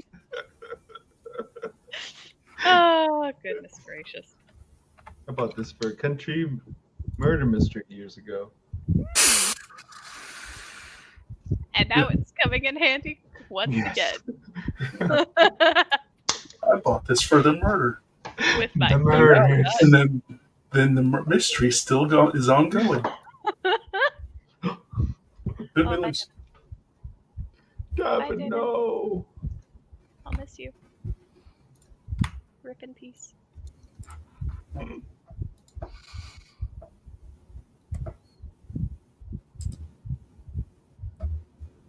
Oh.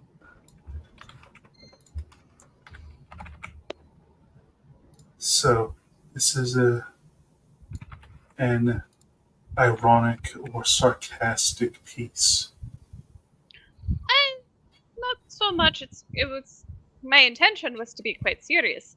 As I mentioned to Gavin earlier, it was going to be a birthday present for my brother here, and it was a important moment for him in the fact that as he was making this pose, asked for it to be recognized by myself in the moment, and so I figured that it would be a nice moment to immortalize for him to be able to look back on while we're traveling.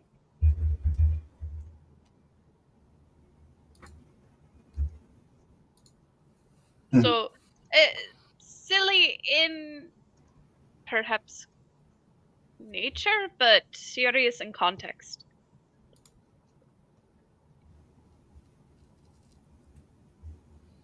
Roll a persuasion check. Okay. You've earned at least that much. Okay. Can my owl give the help action? No. I would like to That know owl- how. If the owl comes out again, it will be at disadvantage. Firstly, I would just like to know how the owl is going to give me the help action.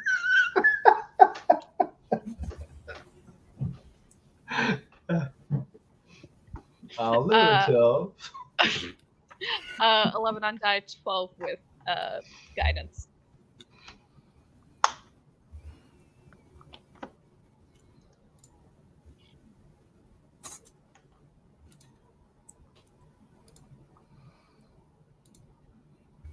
Gavin, if they haven't learned to appreciate your artwork properly, why would you think to give them privately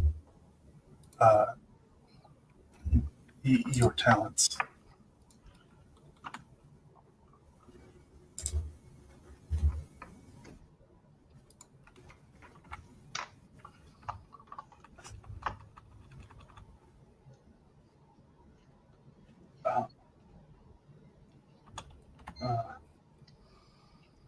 Someone wanted my art.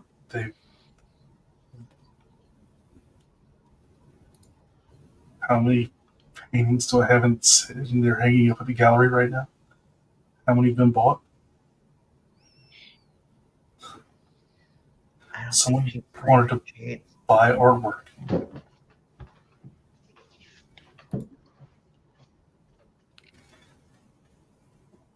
I think your artwork is a step above that.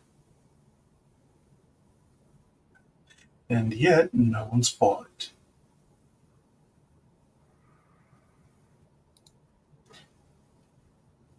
The only person that currently has one of my paintings hanging in their home is us.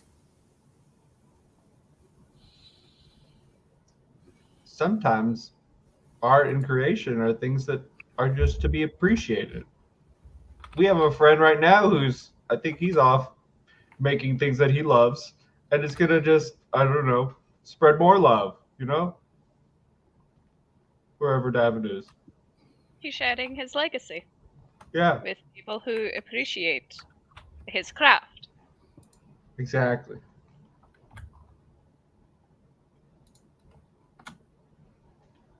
I'm sitting here wondering, did Damon change into that shirt after he realized what he had done? Just the Okay, absolute oh no perfect. moment. Well, what is it? It's a Oh, critical it says, failure. oh no. Oh. It says critical fail.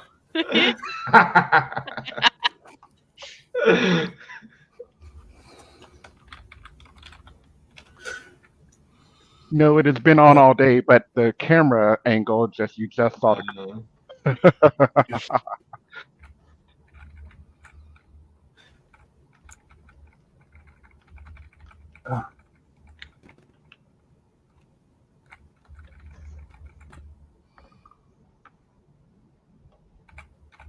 I didn't mean to offend by implying that Gavin's artwork was anything less than the talent that he's shown with what I saw on the boardwalk today. I was simply looking for an artist, and Gavin was the first one that I had come across, and I wanted to ask if he would be open to the commission. I didn't mean to offend. I was just simply trying to do something nice for my brother. And pay an artist for their time and their talents, which I wouldn't be able to replicate.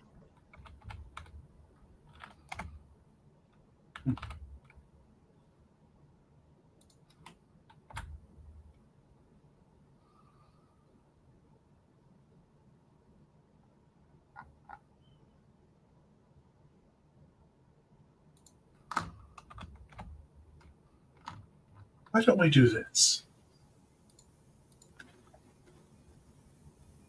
Why don't we stroll through the gallery tomorrow and see if you truly appreciate my husband's art? Then, if you do, we'll see if we'll make the time in the afternoon for your commission. Well, I'd be happy to observe art. My love, you were literally forcing her to buy a painting just so I could paint her another one. How else am I supposed to know if she actually thinks that your art is what it's actually worth? By doing a buy one get one free. That's simply preposterous. My husband doesn't just make art, he makes works of art. I truly cherish his talent. But you're the one that's wanting to put the price tag on all of it. Do you make art? No, I am not talented enough to do that.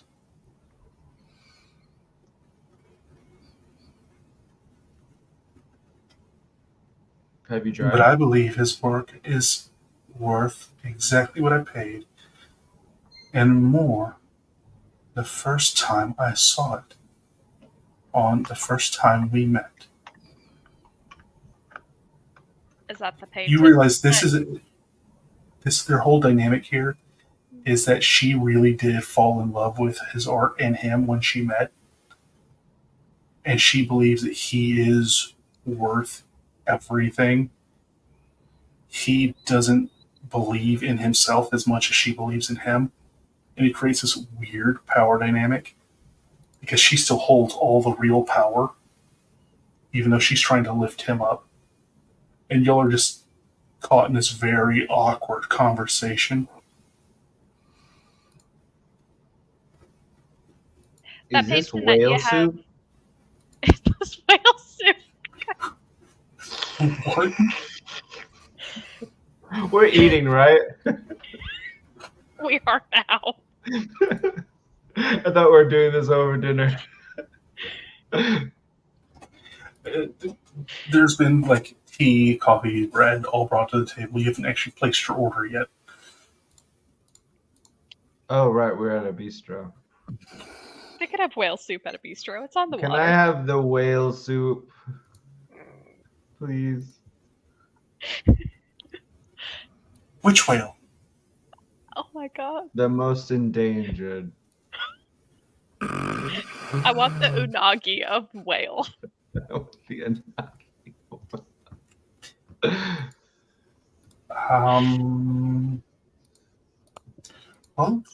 we have been running low on humpbacks here, but it is mating season. They're probably just down the coast. I want the whale soup that's made out of that whale who's the loneliest whale in the entire world, who sings at a lower octave than all of the other whales, so he's distinctive when they pick it up in the ocean. Yeah, when you hear it's nobody knows. Make that Make that 2. 2 loneliest whale suits.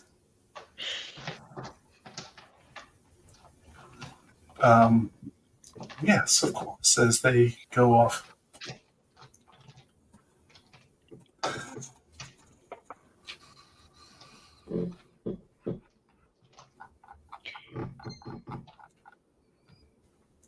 Both Cynthia and Gavin have kind of gotten just stuck in their argument.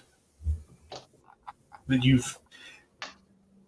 entire argument though has been at this normal dinner conversation. Eating them. No. They're fine. They're settling down. At no point in time was a voice raised or any sort of ill-gotten language used.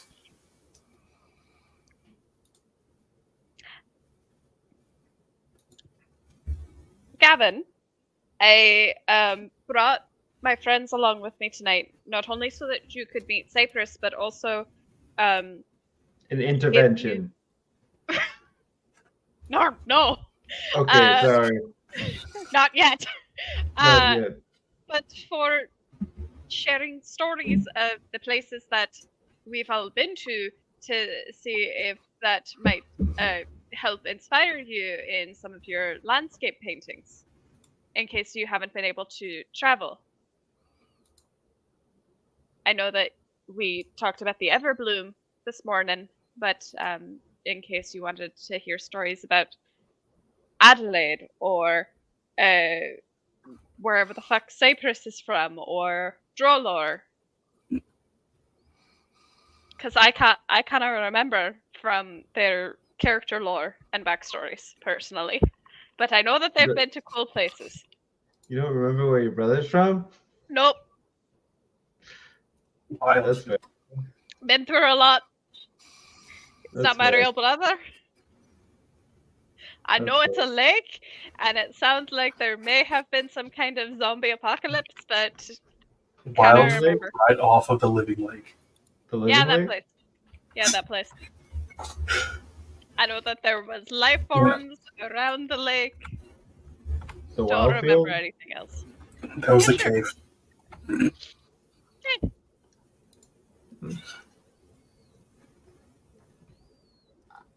If Davin was here, Davin could tell you some cool stuff about the forge that he grew up in, or Well, his Davin's father. doing some important things right He's doing now. some important shit.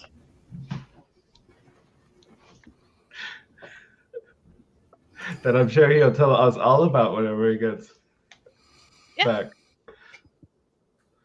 Because Davin's great at communicating. I'm gonna And be he likes honest sharing with you. stories. I hope he's doing really well. I hope he's having fun. I wonder if he shared the good berries I gave him. Sweating. Just. as he's carrying the 20,000 gold. Yeah.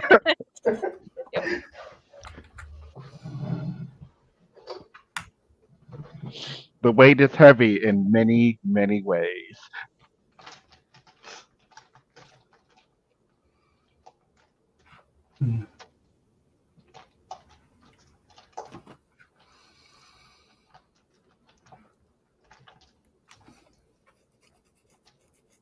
I'm gonna turn off the sky right.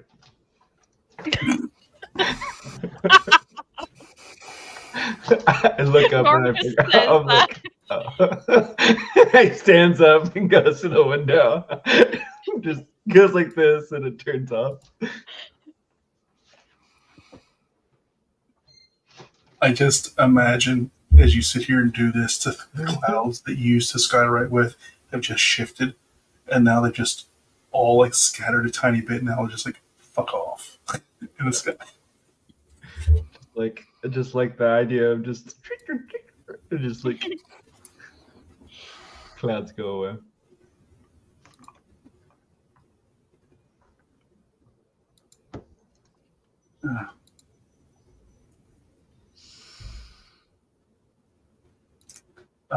Cynthia sits here. Their conversation is She's like holding his hand. She is espousing how much she does love his art and him. That she believes he is worth so much more than he can understand. He's complaining about, then how come none of your rich friends have bought any? And she is, because none of them are friends. They're all distant relatives from some other house, all playing the same game that is royalty and politics. None of them are my friends. You are the only person I talk to and laugh with. Every other smile I give everyone in this town is fake.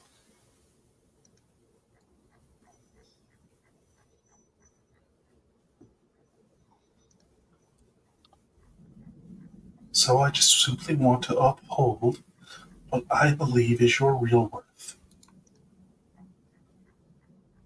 And it's this like sad moment where all of her bitchiness is because she is in true love.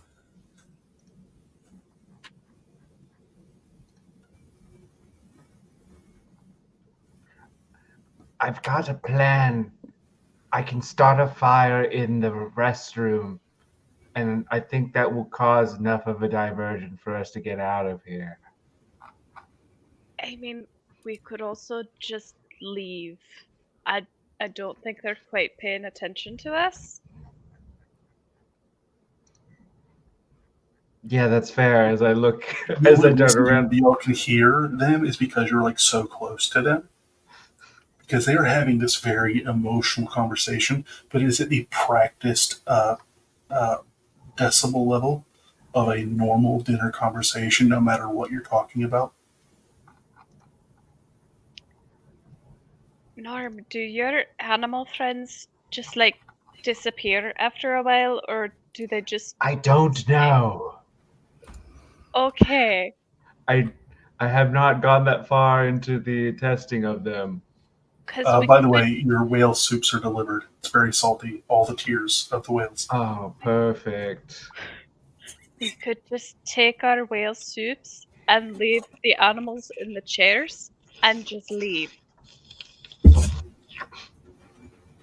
Troldor, what do you think?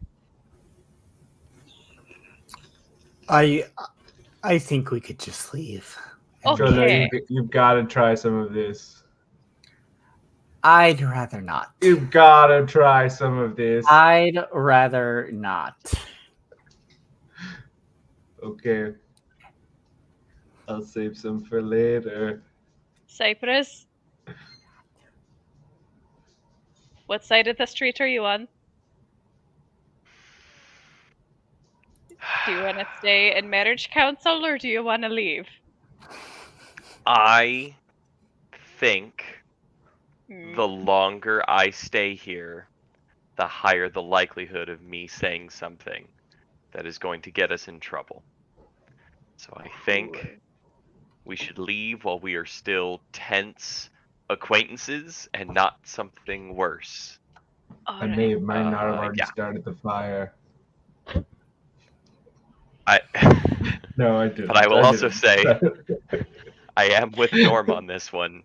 My thought was also to just do a little on a tablecloth and then run Okay. away. How about the three of you leave, and then I'll just politely apologize and say goodbye. But we're gonna need a distraction. We don't need a distraction. Pull that. Flying snake. Oh no, my flying snake! It's just flying everywhere. We gotta go chase it. Troldor's just walking away at this point. He's like done. I'm terrified of flying snakes. Cypress runs after I'll save Drover. you, Cypress. It starts flying out the door, and then it backs up and it busts through the window. There's like 2 open doors and 3 open windows, and it purposefully backs up and crashes through the closed window. Oh my god. Yeah, like every other flying thing on this planet. Dumber than a box of rocks. Oh god. Penny's just gonna stay back at the table and go like, okay, so I think you two have a lot to talk about. I am interested in seeing the rest of the gallery. We're gonna go, and I'll just check out the gallery tomorrow. And Gavin, don't worry about the commission. It'll be fine. Yeah, you two have a great night. And then Penny just gets up and leaves, and takes the bowl of soup with them.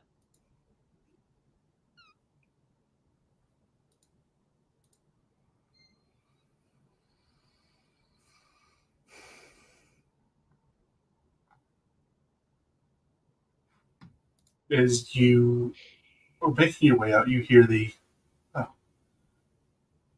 this was memorable.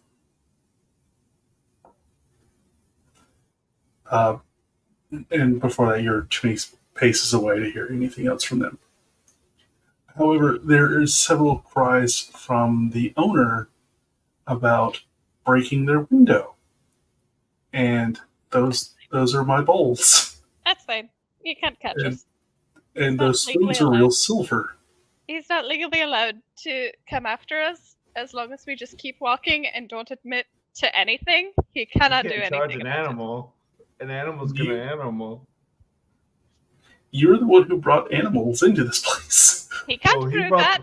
I mean, he has whales and exotic soups. I mean, of course, animals are gonna be coming in from the streets. He murdered a whale to feed to his clientele. He did. That's kind of fucked up. It's I was actually pretty fucked testing up. it. I was like, if he has endangered whale, I don't feel bad about breaking the window. That was my mentality. This bowl of soup that Penny stole is evidence to the police. Mm-hmm. It's just dinner. It's a life. It's a crime. It's a crime. It's only a crime today. All the way through the 1900s, we were sitting here still doing whale oil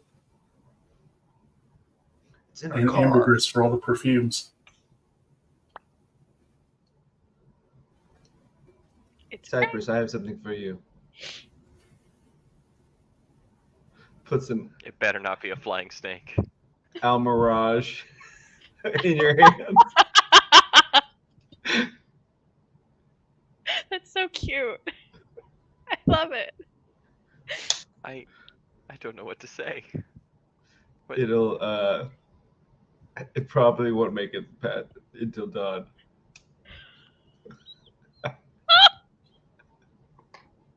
I don't exactly know how these things work. Norm, was this the rabbit that you tried to pull out of your hat? Yes. I'll do. But I think there are I'll do worse everything things in I can here. to save it. Okay, all right. Yeah, be a good doctor. I believe in you. I'll be more than that. I'll be a real doctor. Okay. Yeah, I've discovered my downtime activity for tonight. Become a real doctor. I thought he was quoting the good doctor. I am a real doctor. I don't know what that is. I am a surgeon.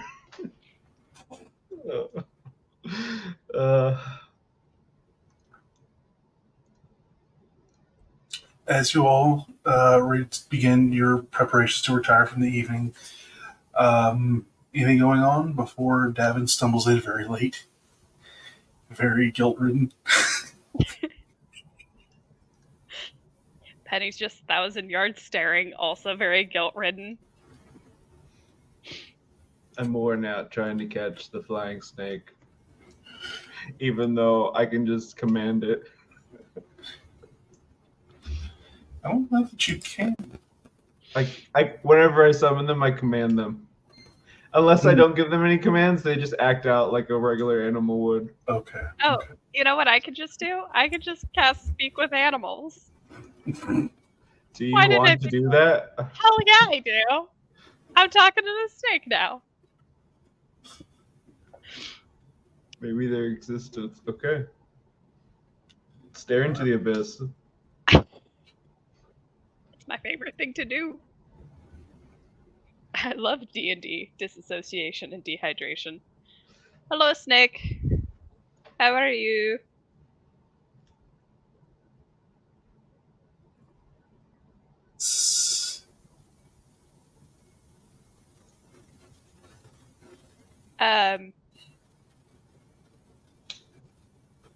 Thanks for causing a diversion for us earlier and getting us out of that situation. Was weird. Yeah, it's really weird. Hey, so are you just gonna, like, disappear after a few hours? Or are you just kind of here to stay? I do not know. Oh, okay, so we're just gonna learn together. That's great, that's great. Do you have anything that you want me to tell Norm? Like eggs. I'm sorry, what did Snake say? He likes eggs. Okay, hey Norm! Yes. Snake like egg. That's what snakes typically do. They do like eggs. Just saying, in Is- case you want to was it- bond with your new friend. Was there anything else that the snake? Is there any secrets? Oh, yeah, let me ask. Snake, is there any other secrets that you want me to tell Norm for you? Do they like rodents too? We love mice. Oh, sure, yeah, hold on one second. Yeah, Norm, Snake said fuck you. Okay, that's not very nice, but snake, go fly into the ocean.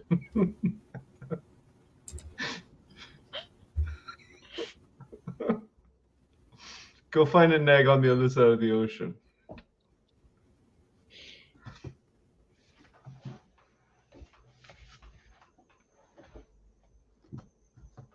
Hi, Davin. How was your time at the forge? Yeah, you hear this tiny thing before it gets out of audible rage as it yells back, "Fuck you, I'm free."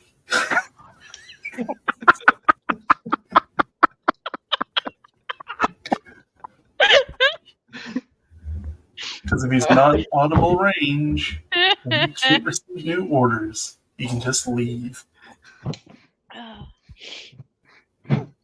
Until the next dawn when Norm pulls it out of the hat again. And the snake goes. It's a different one.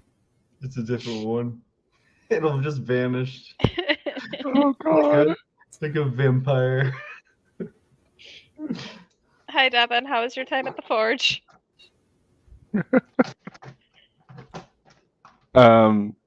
You make anything fun?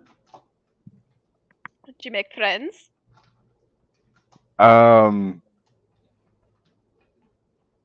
So he puts the chest down. So good news, bad news. You made friends. Good news. But they hate you. No. They actually love me. 10,000 guild right here. Oh! yeah. 10,000? Silicon phonics. 10,000 guild. Yeah. Let's So, and fucking- I have, if I ever want to open a shop, the guild will send me everything to make it happen.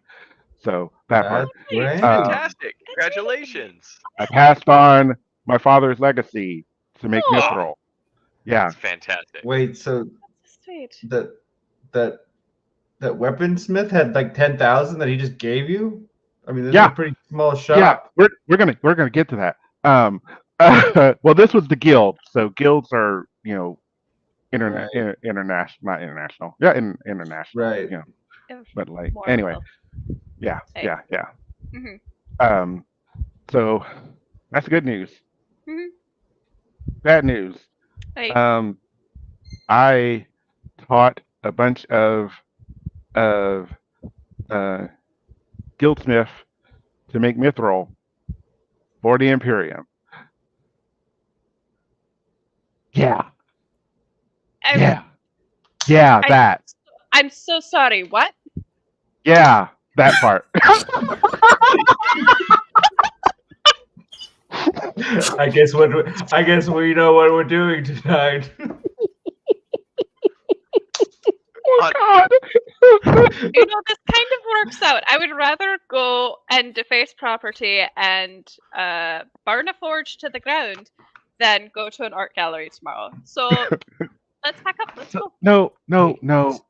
It's a win-win. We have 10,000 guild, and we take out one of their munition supplies. It's No. great. It's perfect. Mm. What's wrong? What's wrong, Tata? No. What's wrong? I wasn't expecting it, but there's I and mean- I don't want it to go away. Huh? What do you mean? What, the blood on that gold? No, the legacy. Wait, what? It was Your Talking father's? about the legacy that you taught those people? That you could teach other people? Especially Davin, with you're that. still alive. You And can you teach have it. more. And you straight up have a thing that you can open up a shop anywhere you want. They don't know what we look like. You might not even have to come with us if you don't want to. Also, Davin, you're still young. You can have kids or adopt kids and then teach them the trade if you want to. Plus, you weren't even wearing my suit of armor. Hey, You can put it on. It's full plate. They won't even recognize you. you could literally do nighttime vigilante shit. And no one would know. You could name yourself after a type of animal and just like be known as that moniker and have a secret identity. It'd be fine. I can just make the insignia that's I can take your crest off for a little bit and I can just put it back on afterwards. Yeah.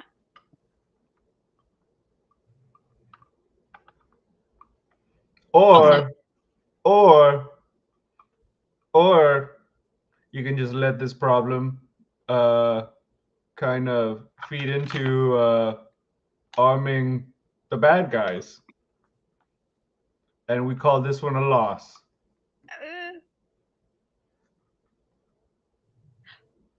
Plus, you could always find your father, and then he could also help teach new generations the craft. yeah. So, And also, yeah, if your father out there, how do you think he'd feel if he found out that this was going on still? I'm just trying to be realistic. Not we could also just rub salt in the wound. go get the mithril and kind of not to. stop that whole trade thing from being a thing, We could go get the and then mithril redistribute the mithril elsewhere. and then blow up the forge and then Yes. redistribute the mithril Yes. To the spies. to the spies. I'm sure they needed mithril. Hey, And then you can teach them. yeah, and you could help make weapons for the spies. And your shop can be a front for the spies. Hey, Oh, like the clinic lady that I talked to earlier. Huh? what? Yeah, Oh, the doctor lady that I went to go see. Her name is Juniper. Yeah, she's actually working for the same. You know, we have the same boss, and so that's like one of the stop off posts. So if we ever get like super beat up or injured or whatever, we can go to her and she'll patch us up. But she knows of us, I guess, now technically. Yeah. Jordo, what do you think? Oh my.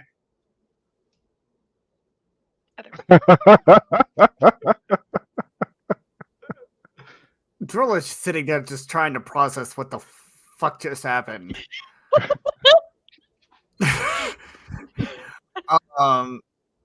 But I think, You want something to drink? how much mithril do you think they are able to make in a night? Well, that's a good question. If they're still working, were they still working when I left? It Because it was looked like late. most everything was shutting down. The other two forges had shut off. Yeah. So they probably just have the bit that we made and maybe a little more before I left, but there wouldn't be much of that there. Mithril's hard. It's challenging to do, and now they know how. And I would know what the benefit of having mithril like weapons and such is, right? Mithril is similar to titanium, that it is lighter, stronger than steel by weight. That like vanadium, it's surgical quality. And the fact that it is a naturally magical material in and of itself. Right. Weapons made out of it are incredibly magical in nature. Yeah, got it. So, yeah, yeah, that can't get back. It can't get any further than here. Okay. Then we're all on the same page. Well, the craftsmen are probably gone. The workers are gone. Right. We could find them. I mean, we don't have to like lobotomize them or anything. Just kill them. Or maybe, I don't think we can kill them. We just see if they wanted to join our side of the fight. Maybe they don't know what they're doing. They're just, ghosts piloting, bone mechs held together. Oh wait, they're bone mix? Oh, you're talking about just living things. Like skeletons and whatnot. Yeah. So it's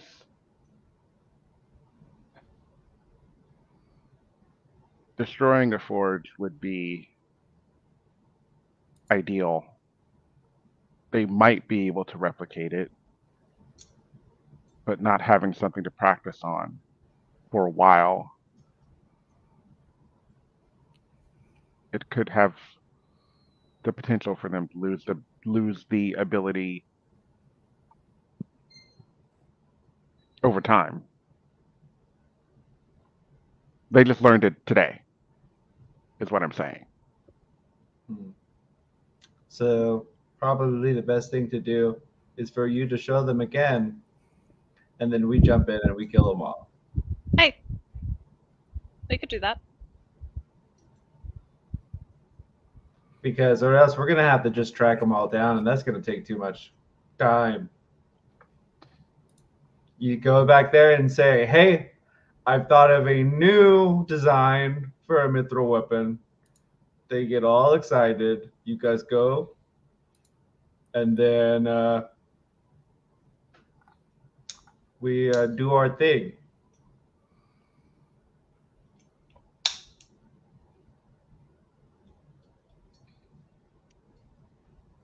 All right.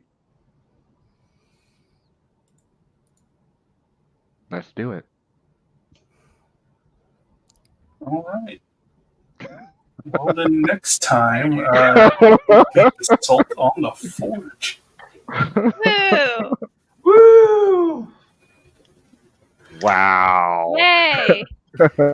Oh boy. What could go wrong? Don't Everything. ask that. Yeah, that Everything. A lot. Wow. I would like to go back to the shop and see if I can find any MP items to give you more magic points.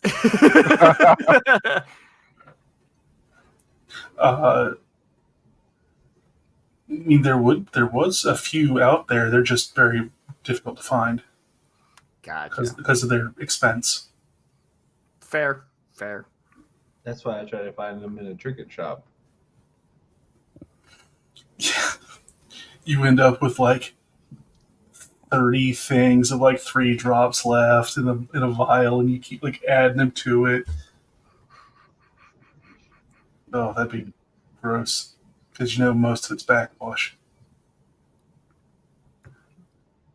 It all goes down the same. For whatever norm is, yeah. The rest of us have to drink spit. All right. So let's go ahead and just do our sign-offs because that image just was gross. What a way to end the session. What a way to end the session. Oh, what's this now?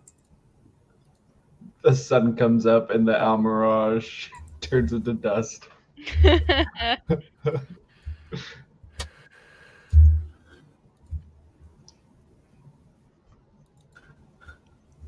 So, do we want to go from bottom right and just start going backwards?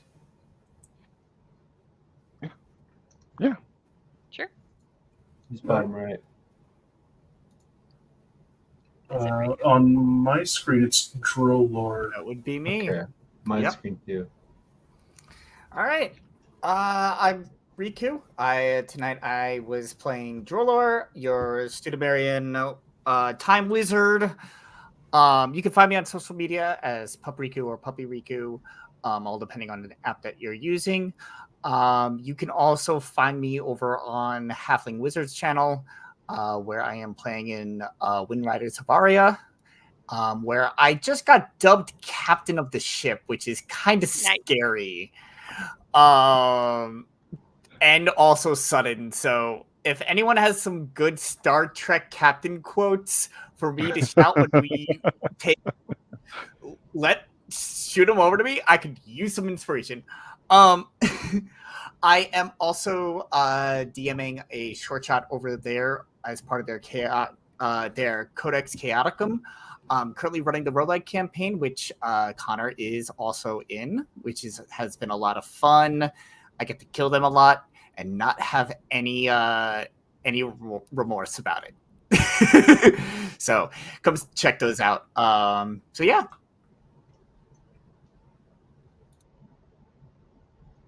That's me now. Hi, I'm Connor. I've been playing Cypress, the Harangon alienist apothecary. You can find me over on Halfling Wizard, doing that thing that Riku mentioned. And you can also see me on Halfling Wizard doing a thing that Dan's going to talk about, where I get to play a sentient piece of food who has some issues. And I love him so much. You can also find me here on Vibe Tribe. I am in this game. I am in Between the Pros, which my sibling Finn will be talking about. Just outsourcing all of my outro because I share so much with all of you. And then I'm also in El Juego here on Vibe Tribe, which our next game is July 14th, which is this Sunday, which I need to remember so I can figure out a work situation about that. But yes, come and see El Juego. It is Sunday. It is DM'd by the nerdy Puerto Rican Adolfo himself. Yeah, and subscribe to both this channel and the Halfling Wizard Productions channel. And yeah, thank you. Boop. Alrighty. Everyone, this is Damon, our DMA Gamer 79, on social medias. Tonight I was playing Davin Wilstair, your half elf Duskblade fighter, who is dealing with trauma. Beyond this, you can find me in the Golden Fetters of Tian Tang here on the Vibe Tribe that goes every other Tuesday night. That's great times, and I'm probably going to be in some other things here in the near future. So looking forward to all of that. So check us out. Great. Awesome. All right, I'm Dan here. Whenever you can't find me on Gaea Chronicles, I'm also on Between the Pros as Murdow, the Goliath Barbarian, and then also I DM the Liminal Blink on the Halfling Wizard channel, Productions channel with Connor and Fan, and that happens every other Thursday. And I'm Finn, and I've been playing Penny, who is a summoner. You can catch me on Vibe Tribe Productions every other Sunday, which, Connor, guess what? You've got 2 games this Sunday. I sure do. That's why I remembered Sure that I have do. to figure out a work I thing. just looked at my calendar. Yep. I'm the DM for Between the Pros, which is every other Sunday. It's a game about fairy tales and my players hating me specifically. You can also catch me on Dan's game of Liminal Blink on Halfling Wizard, where I play Mr. Gentleman, Halfling cartoon. And that's it. Okay. I'm Erica, Dungeon Mistress Erica, here on Vibe Tribe. Every other Sunday, I get to play Between the Pros, where I get to play the half elf Quill. And in our very first episode of this game, I described these scenes. Someone asked, "Who hurt you?" And I was just waiting for tonight's events as people went about. And again, that question entered my mind. For some reason, I don't know. I don't know what happened. That was all you guys. So,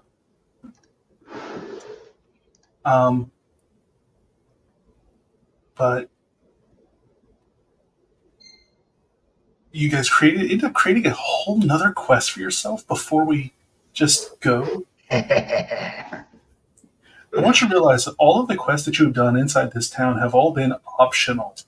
Like, this was all side quests. But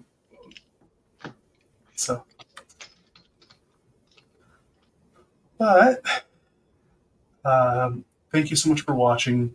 We love having you here. This is crazy.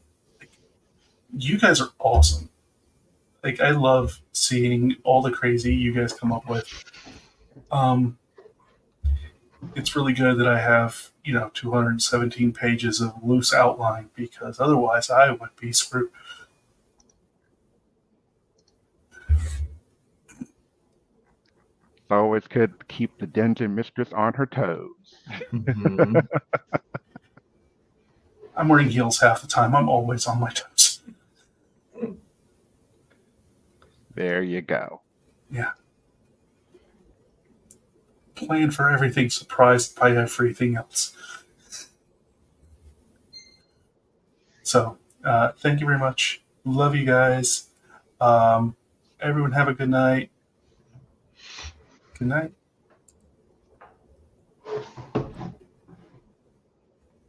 Where is it? Where is it? Where is it?